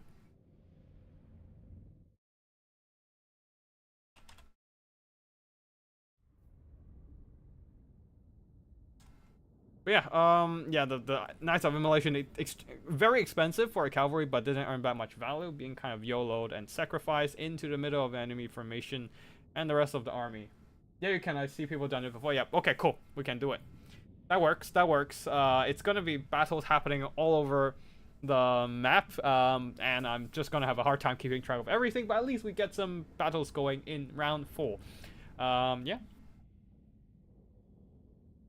But yeah, Exalted Hero of Tinge and the Chaos Lord tried their damnness to snipe out the Sorcerer Prophet, but the healing from the Chalice of Blood and Darkness barely kept him alive in the late game. And the Chaos Dwarves held on in the front line there. Immortals are max solid value. And these archers, oh, so much value from these guys. Shooting down the Changebringers, shooting down the Knights of Immolation as they were just too distracted by everything else. And then shooting at the weird spawn in the late game. Earning back quite a bit of solid value too. Tequila cast a Clan Warfare for a few or two ago. Okay, that works then. Because I played Free For All on stream. I don't think I've cast Free For All much on stream. But yeah. I'll just wait for them to send a replay to me then.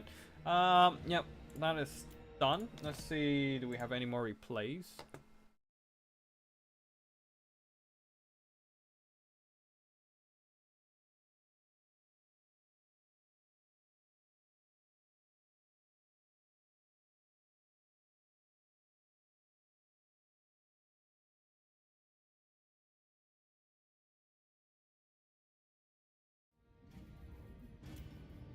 Next up, we have Grand Cafe versus Kislev. And this is supposed to be a long battle, by the way. It took them some time. And Kislevite, as always, Pasha went going for that box build with artillery.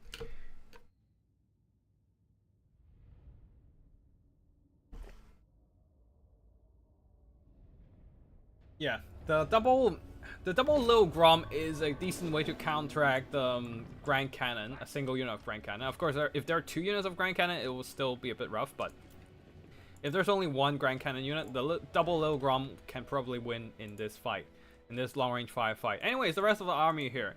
A box of Jade Warriors and Peasant Long Spears guarding the Peasant Archers and Crane Gunners with Grand Cannon. Leading the army is Zhao Ming, the Iron Dragon, and there's 1 single Sky Junk in the skies, providing that rocket fire support to blast enemy infantry. But let's see how good that's gonna be here, because it doesn't have the best of range, I don't think. Let me just check. 360, so not the usual 400 plus artillery range. It's still pretty good range, but it's gonna take them some time to move into firing position. Do you know how slow it is? It's like infantry speed. Anyways, Jade Lances plus leading the army. Yeah, we talked about Zhao Ming with Dragon's Breath and Plague of Rust. On the other side of the battlefield for the Kislevite army, a front line of armored Kossars, and then some Kislevite warriors and Kossovite dervishes, plus horse archers, some winged lances on the flanks, and the double Grom is having a bit of an awkward time. They're slightly outranged by the Grand Cannon, so they didn't get the first shot. But they're moving into position, ready to fire back onto the Grand Cannon and pick off those artillery here. And immediately snipe 3 models of these artillery. God, that was a heavy loss. The Grand Cavalry army needs to start pushing up then. They can't just sit there then. Now that there's only 1 artillery model left. That was very unfortunate.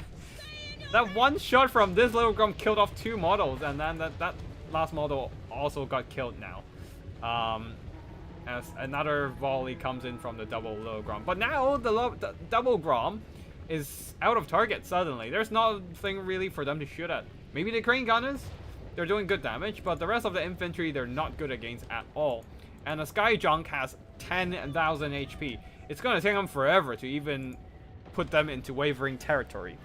So yeah, Little Grom are just now hammering those Crane Gunners, and while the rest of the Grand Cavalry army will start pushing up and trying to get into melee. We're gonna fast forward a bit here. The double Crowmen have moved up. Empress Crowmen, one of them, ready to drop some grenades, I believe. But right now the Crowmen are just sitting back there, allowing the Sky Junk to chip away the enemy formations.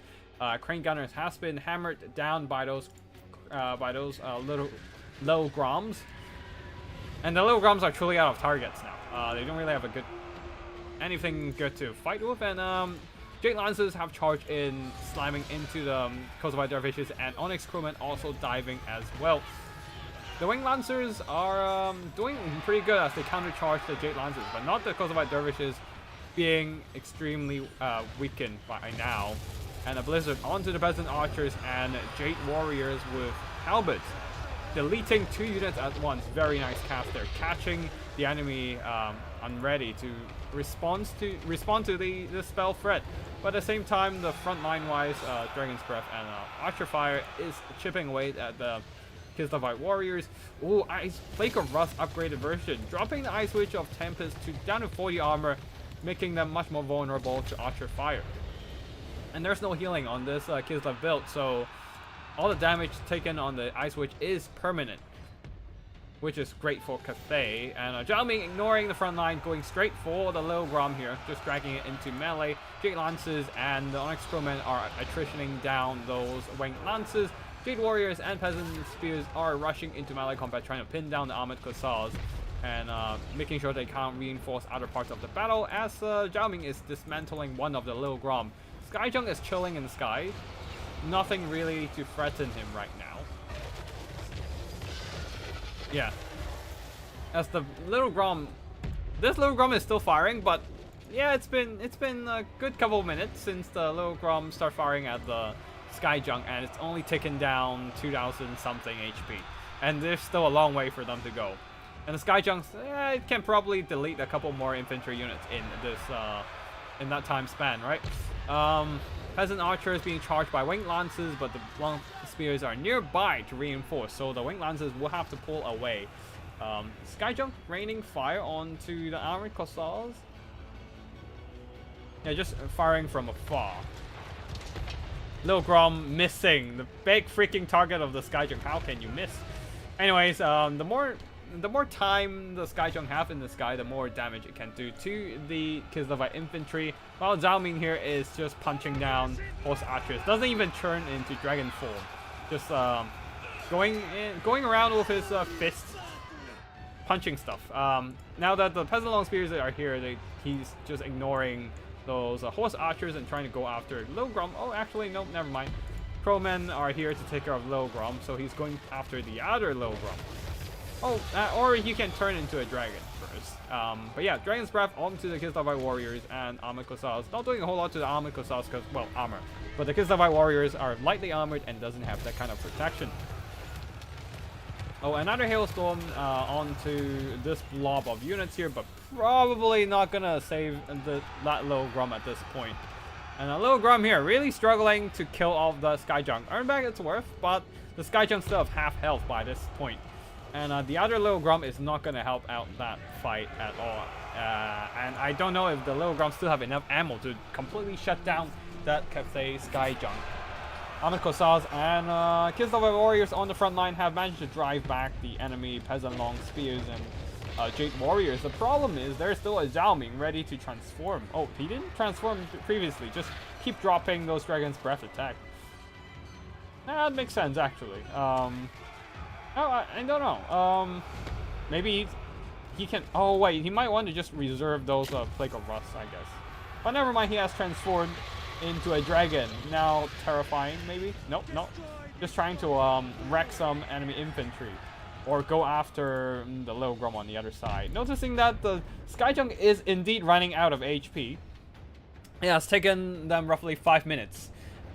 Taking this Little Grom roughly 5 minutes to try and kill that Skyjunk. And there's still a quarter of an HP left on that thing. And Zhao Ming is nearby, so the Little Grom is not going to be able to fire at the Skyjunk anymore. The Skyjunk is just going to chill in the skies and thin out the enemy infantry.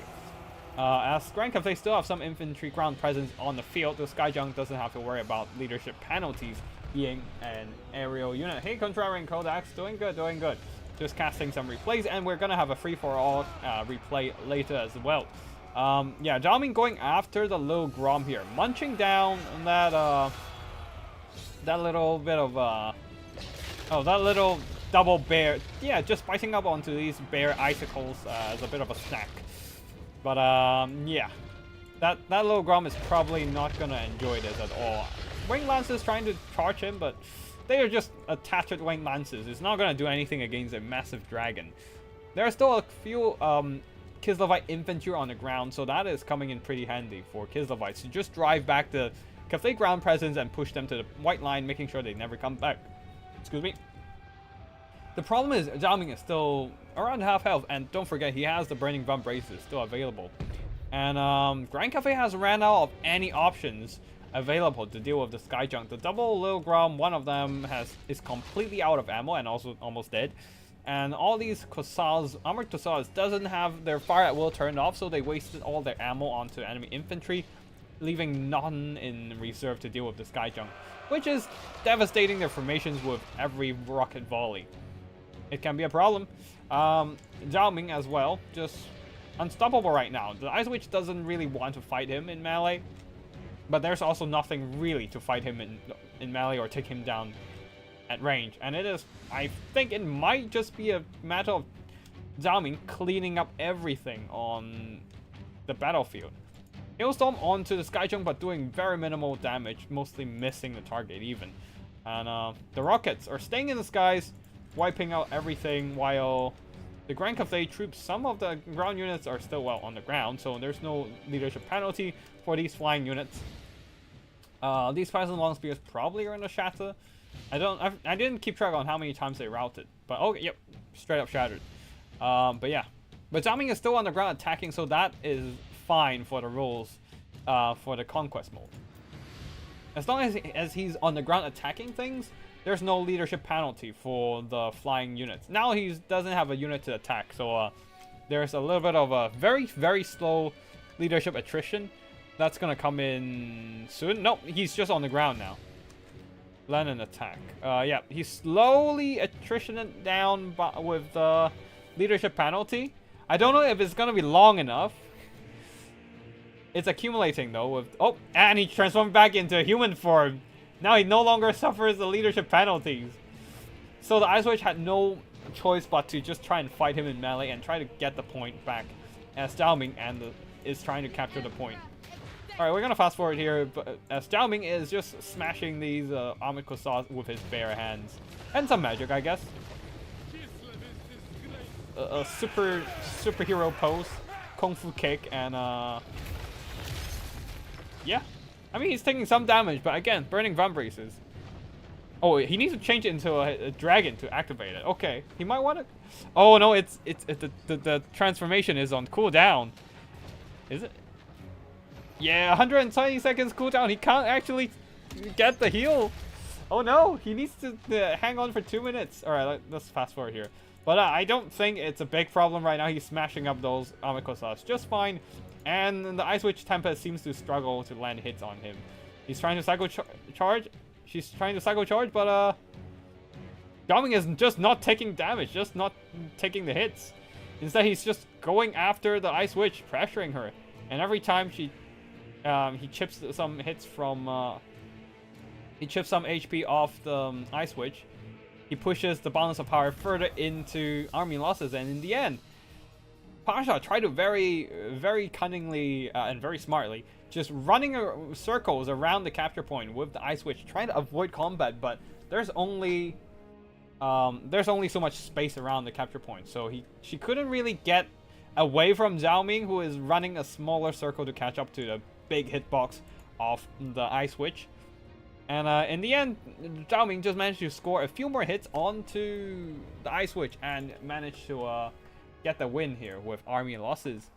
Alright, looks like the free-for-all is on the way, and we shall see what happens in there. But yeah,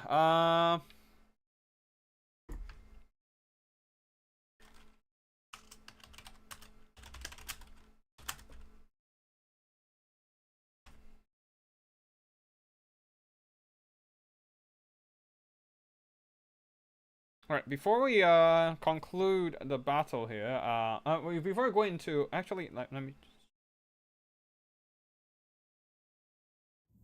Alright, hold on. Hold on, let me just go through the army performances here. Zhao Ming has a 3,000 damage value there, basically carrying the game, as the rest of his... Oh yeah, and the Sky Junk, 2,600 gold worth of damage value, blasting the enemy infantry. And yeah, basically these two units carrying the game, and the Onyx Crowman as always a very solid unit, getting quite some value done, cleaning up the enemy infantry and cavalry. As for the double Logrom, getting some excellent value, killing One of them got excellent value, killing the Grand Cannon and the Skyjunk, most of the Skyjunk HP, but didn't manage to finish the job. So the Skyjunk still managed to just get full damage output, use up all the ammo, and blast away all the Kislevite infantry, leading to not much melee presence with the Kislevites there. Yeah. And Ice Witch, unfortunately, was not able to contest with Daoming in the melee department, with Daoming securing a win.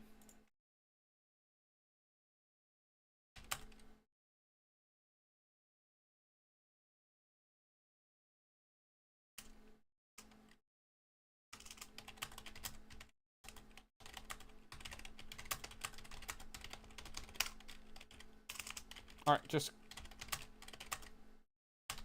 gonna quickly ask for a replay file for the free-for-all battle, and then I think we will. That's all the replay files we need for today.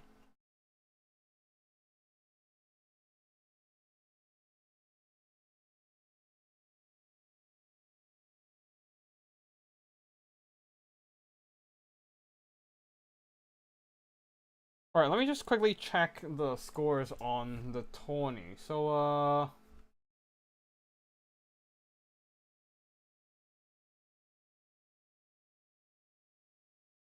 yeah, I'm not sure who won in the end with the free-for-all, but we shall see.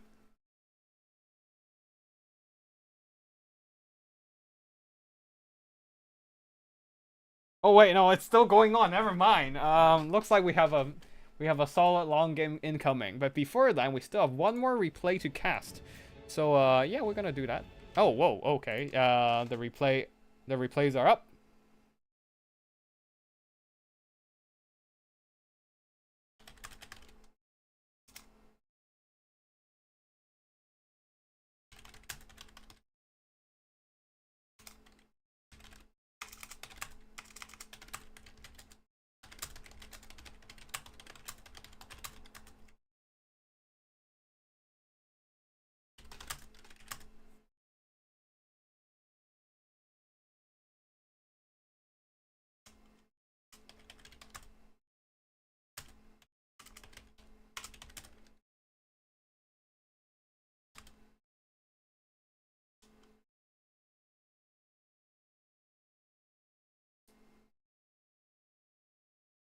Oh, okay.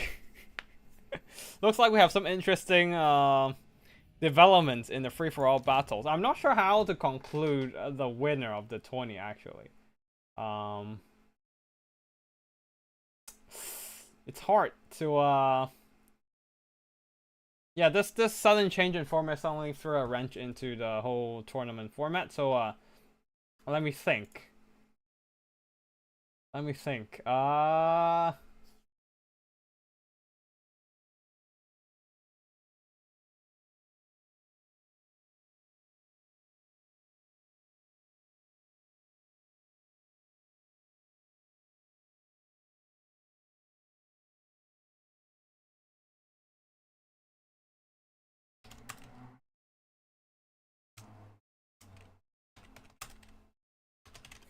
Alright, never mind. Let's just cast the last replay over here first. Lizardman versus Kislev, and then we can think about what happened with the free-for-all and the tournament outcome. Anyways, Kurio here versus Pasha. Once again, we're seeing Pasha's signature single entity spam build. This time with a bunch of heavy war sleds with a bit of AP skirmishing firepower.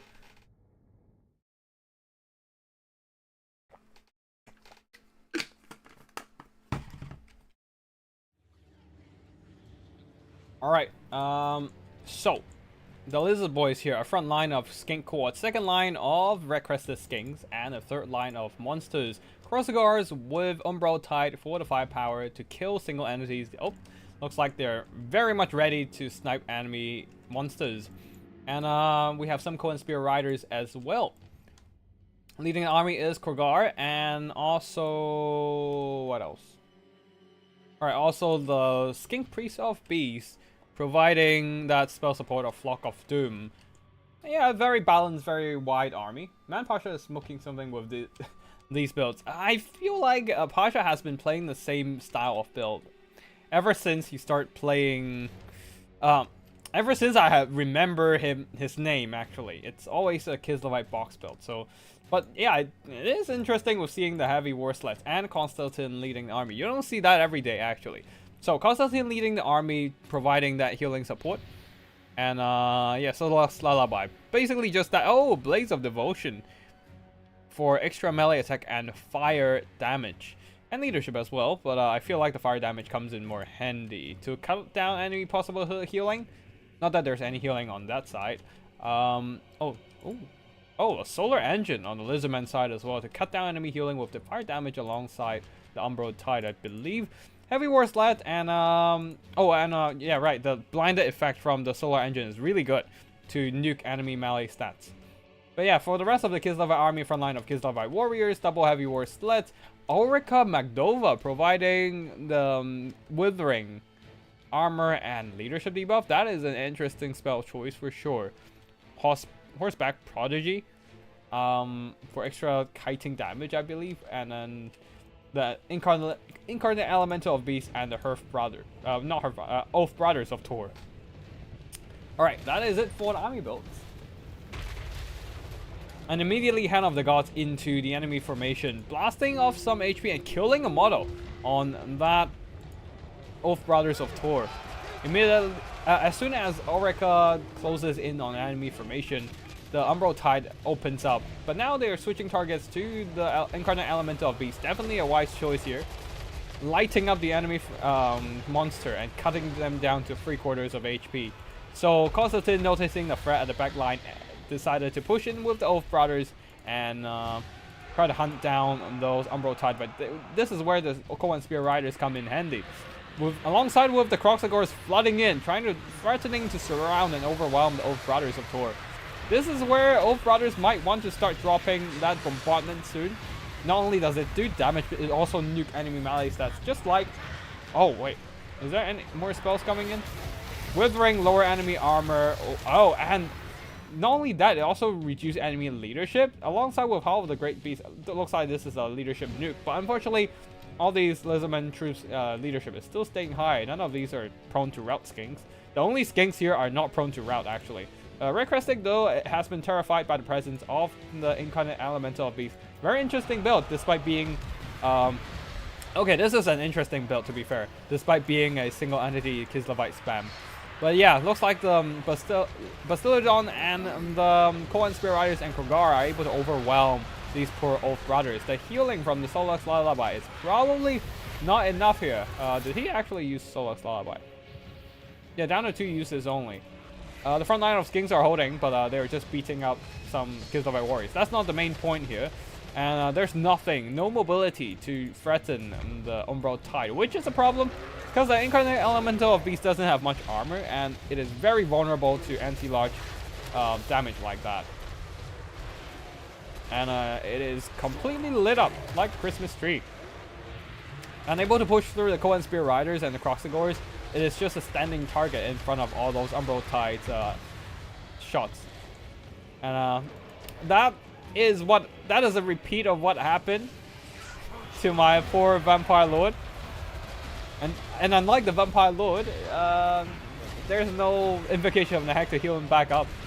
Solux Lullaby might be a case here, but I'm pretty sure with the fire damage coming in, it will be cut in. The healing would be cut in half. Yeah, probably more Withering. Yeah, more Withering. I don't see how it's gonna help though, as the Kislevite has been mostly dealt with. The War Sleds were... I didn't even realize where the worst... Oh, the War Sleds were also in the blob. That was a mistake. They were sent to into the melee fight there, but they should have been running through Skinks, not running in head-on into the Croxies and Cold Ones. Kislev can destroy Beastmen on Kite, so if you're not ready for it, it's super tough. He has a very different build before against me with usually Lizardmen. He used wide gun lines behind infantry with little cavalry. Eye switch on Drake. Huh. white gun lines behind. I think I've seen it, but that was also being. I think you went with a Ripper Dactyl build to drop on the Kislevites. I think I've seen something like that before. It's somewhere in my memory. I just don't exactly recall when and what and how. But yeah, it is pretty much the Umbral Tide carrying the game, sniping out the poor Oath Brothers and Incarnate Elemental Beast. The Oath Brothers were just overextending a little bit too much. Cohen Spear Riders got the jump on them as a result. Alongside Red Crested Skinks just piling onto them from the front line as they penetrated way too deep into the second line. Yeah, that was a pretty solid victory for the Lizardmen here.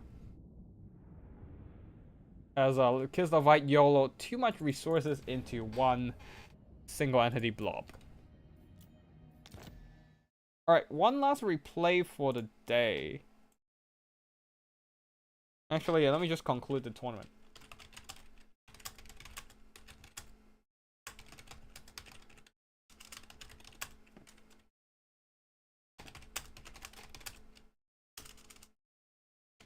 Let me make the announcement on the Discord chat, and then I will cast the replay for the free for all.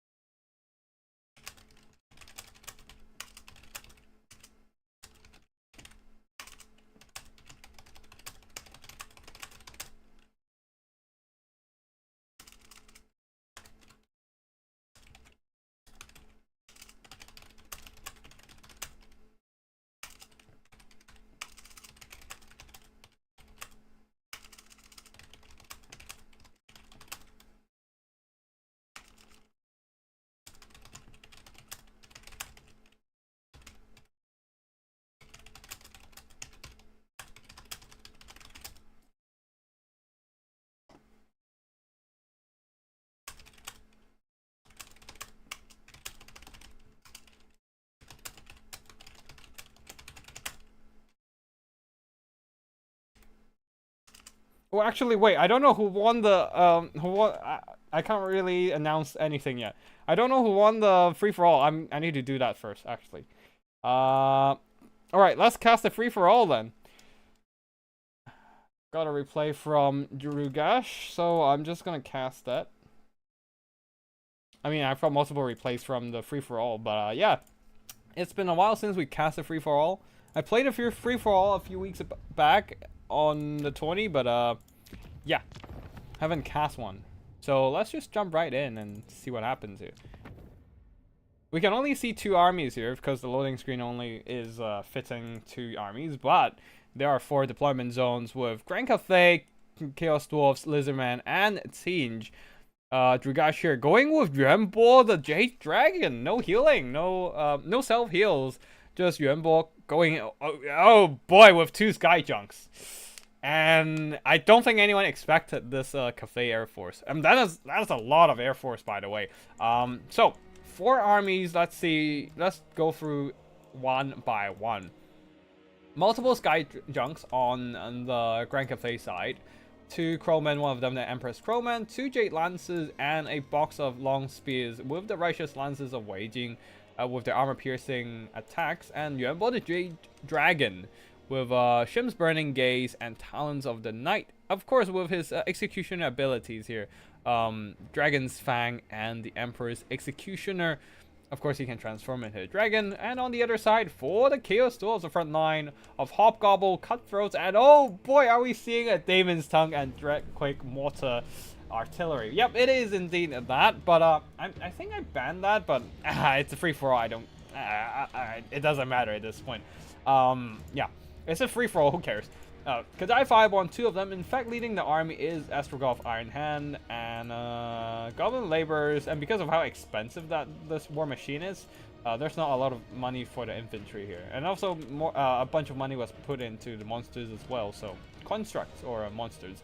Inferno Castellan and Demon Smith Sorcerer of Metal with Reforge and Final Transmutation, providing support Astrogolf has Firestorm and Cascading Fire Cloak.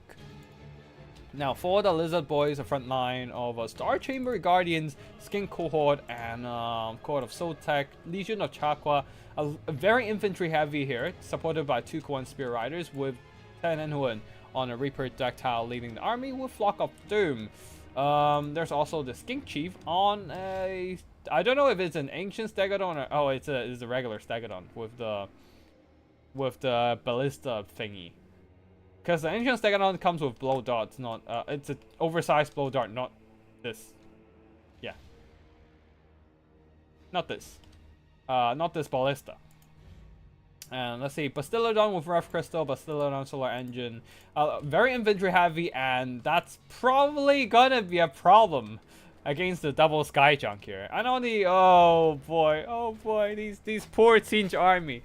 They are definitely no match for the Sky Junk here. Chosen of Siege, multiple Chosens and Chaos Warriors as well. Marauders of Siege and the Severed Claw. Leading the army, Chaos Lord of Siege and Exalted Hero of Siege. With the Book of Secrets, Colossal Strike. Also Colossal Strikes on the Chaos Lord. But with Mirror of Knowledge this time. And Sentient Stormcloud. Where's the spellcasting? Spellcasting... What? Furies Vanguard deployed. This is a very... What? Is there no spellcast? Wait, hold on. Yeah, what the fuck? Oh boy. Spotify, what are you doing? A Siege army without magic. Yeah, that is pretty fucked for a Siege army, not gonna lie. Because you're also disabling your army abilities. Yeah, I as much as I appreciate the meme, this army build is completely against the whole principle of bringing a Siege army. Non-low. Let me cook a brave Siege soul. A very brave one, for sure. I mean, no, that's a corn soul for it, if anything. Yeah. Alright. This is the army that has cooked for sure. Very elite Siege army. Going all in with that melee, but immediately getting lit up by rockets and also Crowman and Righteous Lances jumping onto them. And yeah, there goes one of the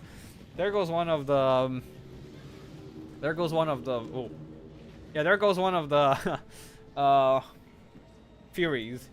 And at the same time, looks like both of these armies on the side, both the Chaos Dwarves and the Siege army, knowing that they can't really contest with the aerial artillery, they're just beelining straight for Lizardmen. Just trying to get some value before they know they're eventually going down to the Cathay Air Force.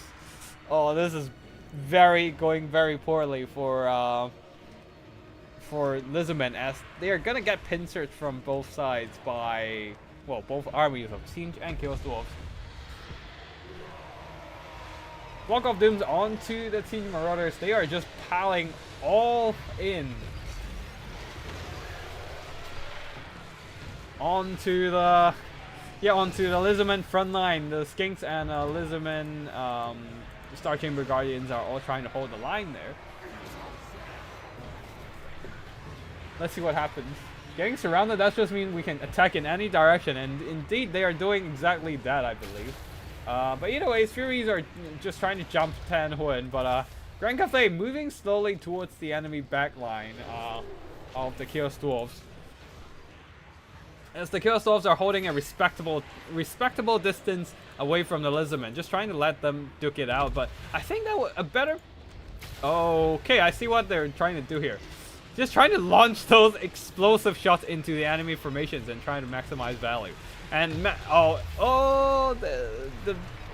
the shot dropped a little bit short of that juicy blob here. This blob or this blob would be amazing, or even this blob, but the tree line might be a bit of a hindrance.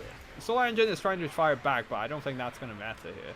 I'm really looking forward to another shot from the Draco Mortar from Demon's Tongue. They're already getting some solid value so far. Oh no, the trees! The trees blocking the shots, denying Chaos Dwarves from getting the value they want. This blob might have been better just because it can arc better over the tree line and get to the Chosens, I guess. But right now, the Demon's Tongue is trying to move a bit. Okay, another shot. Is it going to hit the tree again? Oh boy, it is deleting some units now, but the Flock of Dooms from the Lizard Men is already doing some substantial damage to the Marauders and are not actually giving the Dreadquake Mortar as much value as they want. Wait, was that friendly fire? Yeah, that was a Bastiladon friendly fire onto Tan Huan, I believe, for some reason. Oh, it's a mess. Everyone is just jumping the Lizardmen right now. Very unfortunate for the Lizardmen. As the Chaos Dwarves and the Siege Army knows that they don't really have any options against the double Skyjunk and Fly and Cathay Air Force build. So they're just picking the easiest target between them, which is unfortunately the Lizardmen. And if the Chosen can get hit by some explosions, that would be really useful. But everyone is just obliterating Lizardmen. Kurio is fighting back hard, but he is running out of troops right now. Everyone is just extracting value from him.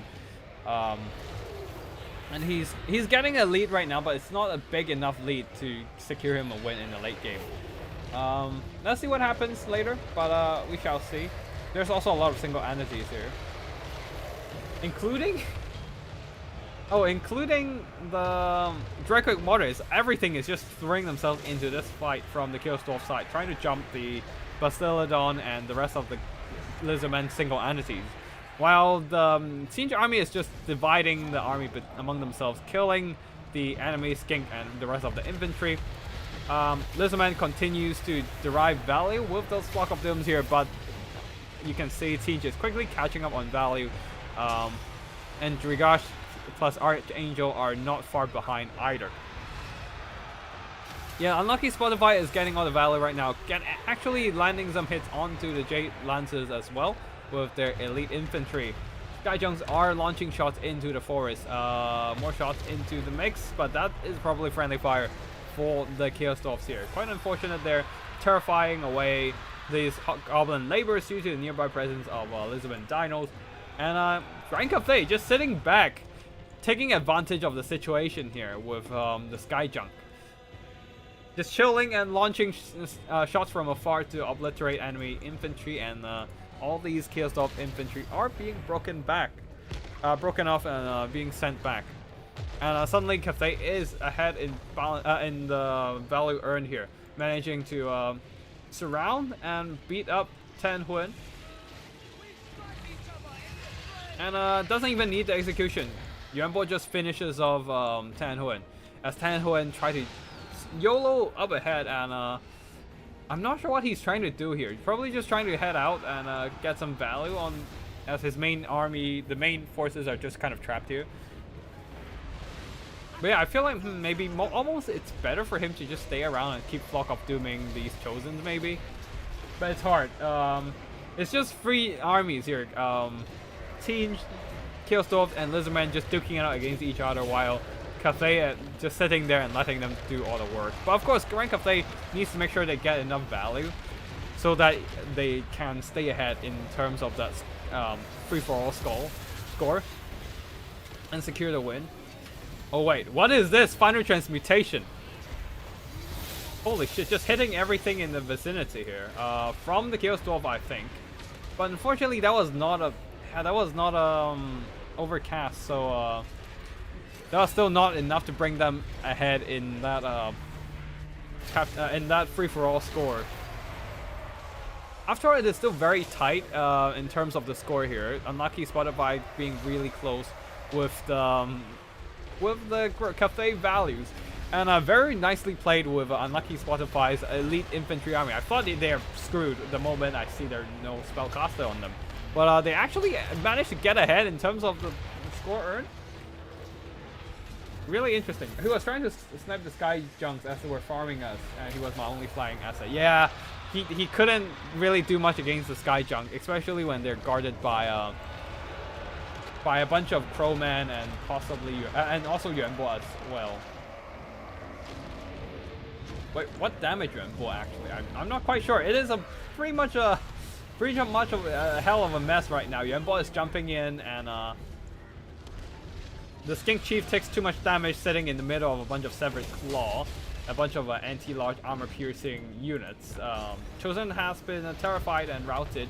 It is just the Exalted Hero and the Severed Claw still holding the line right now. Bastiladon Rough Crystal and Bastiladon Solar Engine are still duking it out in the mix, but Cathay has a pretty significant lead in the melee, in the army presence on the field. All their peasants are just untouched, pretty much untouched at this point. Skyjunk just sitting back and, as you said, Courier, farming those siege halberds and whatever remains in this blob of forest combat here. He sat in siege halberds in the first part of the fight, and where Spotify got his halberd on the Jade Lances, Yuanbo was also in there. Oh yeah, okay, that makes sense. That explains why Yuanbo is a bit weak. And this is the problem of free-for-all battles. There's too much stuff going on, and you can't be at everywhere all at once. But in this battle, mostly people are just throwing stuff into this blob of a forest here. So yeah, we get to see. We don't need to shift around too much. Of course, we still miss the peripheries for a little bit. But yeah. Anyways, army losses incurred has kicked in for the Lizardmen, so they are out of the battle. And Drugash is getting a lead on the balance of in the score gold damage value. And looks like they're gonna also be the remaining armies that survive this free for all. And yeah, I think we can just conclude this one here with a fast forward. Wait, Korea actually came back with this Bastiladon coming back. I thought army losses kicked in. Never mind. They were just routing, and then they regrouped their leadership and came back for a second round. But never mind, they are routed once again, and because they will make sure they're routed. Actually, one Bastiladon will recover. Yep, that did recover. And half your UI was missing. Wait, what happened? Okay, that is gonna be the end here, as Cathay basically sit back and relax and let the other three factions duke it out. Remaining 86% of their army remaining. Yeah, they have a pretty solid lead in the late game there, as the other three armies are just trying to decide things among themselves, duking it out. And as you can see here, Drugash just picking off the leftovers. We have a proverb, Chinese proverb, about a crane and a shellfish, kind of going against each other and letting a third party picking a win there, because that's exactly what happened. Multiple people just duking it out against each other, weakening themselves, and then Cathay coming in strong with those Skyjunk obliterating the enemy formations, and the aerial units cleaning up any scattered infantry from scattered enemy units, and getting a solid win. Yuanbo getting 3,800 gold worth of damage value. Wait, what happened with him? I mean, he killed Tan Huan. He probably also killed a bunch of other things. I might just jump back in and just check what happened there. But yeah, Esbrook of Iron Hand got some solid damage value alongside the Demon's Tongue, blasting the enemy expensive infantry, especially the halberds and the Lizardmen, Star Chamber Guardians, and Red Crested. But yeah. Okay, I'm gonna quickly go back into the replay. Skink Chief with got some good damage, kiting. Oh wait, no, with the Stagadon.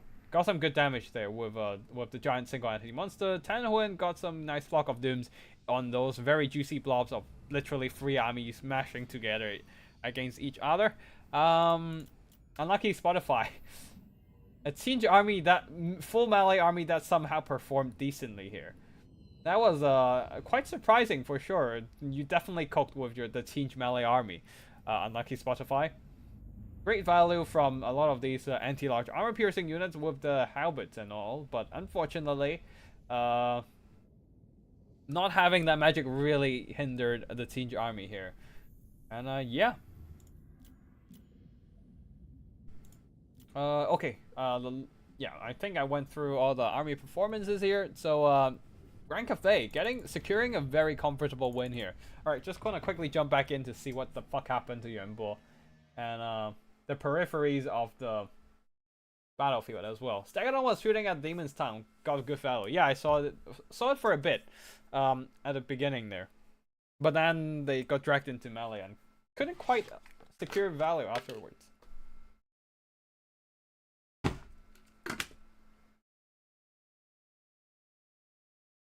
Alright, let's just do a bit of a fast forward. But yeah, the poor lizards, man, getting double teamed. And then after that, the third team, the triple team comes in.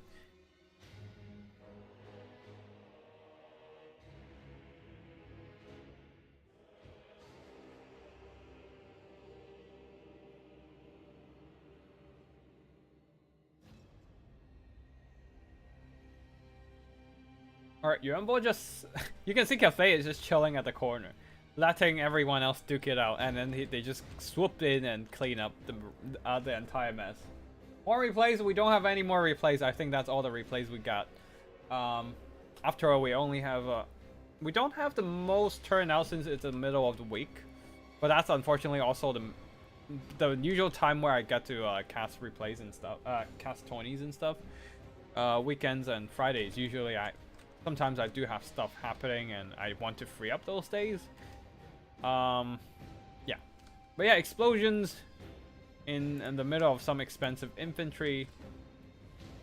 Stegadon moving over to shoot at the Demon's Tongue, which earning all the value there. But yeah, the Flock of Dooms onto all these Marauders and Chosen, earning a lot of solid value. Yeah, but yeah, the fact that Furies are trying to go after Skyjunk to silence them, but that didn't really do anything. Yeah, Skyjunk are just way too tanky. I feel like they shouldn't have 10,000 HP. Something around 5,000 to 7,000 makes more sense, because they're literally just freaking balloons in the skies with like a basket. They shouldn't be that tanky, honestly. That makes no sense for them to be that tanky. Like they're not like a whole Zeppelin like the Thunderbolts. They're just they're relatively primitive hot air balloons. They don't have armor on their balloon either, so I don't know. I feel like they're just a little bit too exaggerated with their HP. But yeah, I guess there were also shots from Demon's Tongue onto the Chosen as well. Ah, Yuanbo was here. He was literally caught in the middle of a bunch of Chosen with halberds. That makes sense. And he was down to half health. What are they? 1,200 gold? Yeah, I think around there. Maybe a bit more, maybe? I don't remember. But yeah, they're just way too good for what they are. Of course, they're very slow, but they're just too tanky and too devastating with their firepower for what they are. Skyjunk is a bit shitter. I mean, the Sky Lanterns is a shittier version with only crane guns, so which is not why it's not as oppressive. But Skyjunk, 10,000 HP and rockets. It's stupidly strong, man. It's stupidly strong. Where even are the rockets, actually? I don't see them. Oh, wait. Rockets are here. Yeah, there we go. Never mind. But yeah. Oh, the Knight's Talon right into this blob. That was a... Oh, man. This blob of Chosen, of Lizardman units. That's just prime AoE's Spell City here. Final Transmutation. It was not overcast, unfortunately, so it could have done more damage. It was overcast, but yeah, it was not. So yeah, that was a pretty stupid situation.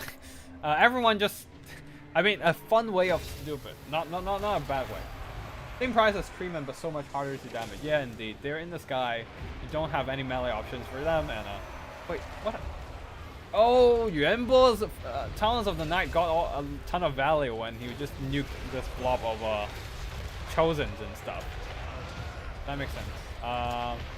Does he come in for the execution? I do wonder.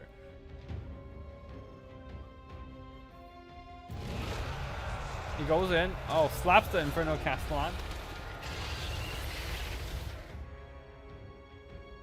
slaps him. Oh, he just straight up kills the Inferno Castellan himself. Wait, no, not the sky jump. Wait, hold the fuck up. How the fuck he got so much value with between? Wait, what happened between there? Wait, what? I swear, like, there's not a lot of stuff happened. Like, not much time has passed between we last checked his value. Okay, we're gonna do it again. Now, fully eyes on Yuan Bo just to, like, figure out how he got so much damage value.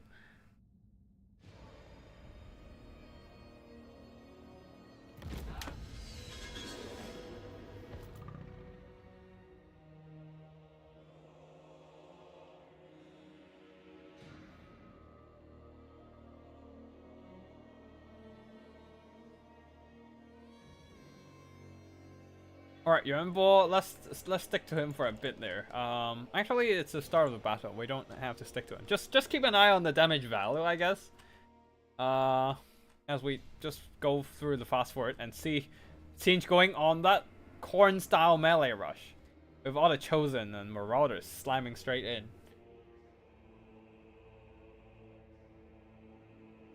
But yeah, the explosion shots of the... Yeah, the explosion shots doesn't do a whole lot of damage, and a bit of a premature cast of the Firestorm. Probably should have waited till they reach into this blob. It would be a juicy Firestorm blob with like 2 armies completely blobbed up in here, and yeah. Keep fast forwarding. Yuan Bo is just chilling at the back, man. I had more, you know, Human Boy said the same thing when I was playing Rats with quick full melee build. I had more value than someone with magic.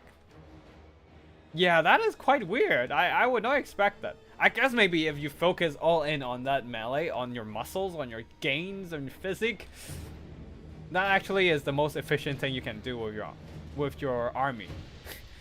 Don't get distracted by magic, boys. Just go full melee, man. Just go full non-magic, man. Magic is just something to distract you. It's weird. It's weird, like, how good this team melee build was. Like, there's literally no magic in here, and yet it performed pretty damn well. Yuan Bo is still hanging back, man. He's just not getting a lot of good value here. He charges into a bunch of Chosen. Getting... Wait, what? What the fuck did he do there to get like 600 damage in like one swoop? Oh, did he cast the Talons of the Night? He probably did, actually.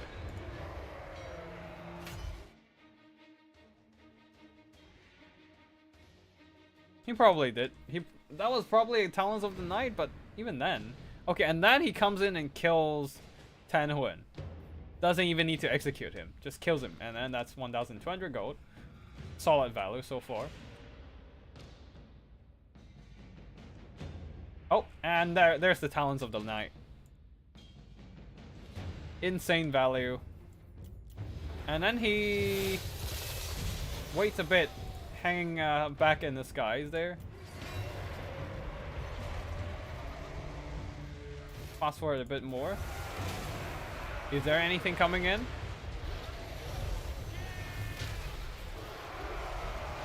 That storm was the Tinge Lord's ability. It doesn't do any. It doesn't do a lot. Wait, hold on. What the fuck did he do? What the fuck did he do? Why suddenly his value just takes up with insane speed? What? What the fuck did he do? Oh, Emperor's Executioner maybe? Wait, where's the skink? Skink onto the Skink Chief maybe? I'm a bit confused. Like, he doesn't have a lot of damage abilities, and yet he's just getting insane value suddenly. Like, it just takes him straight up to 2,500.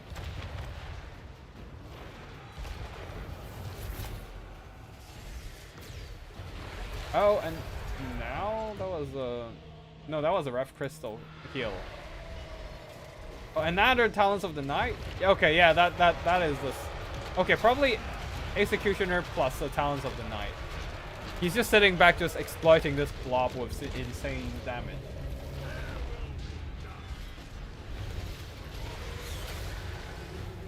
But yeah, if you get the Emperor's Executioner on the right target, you can get some solid value for sure.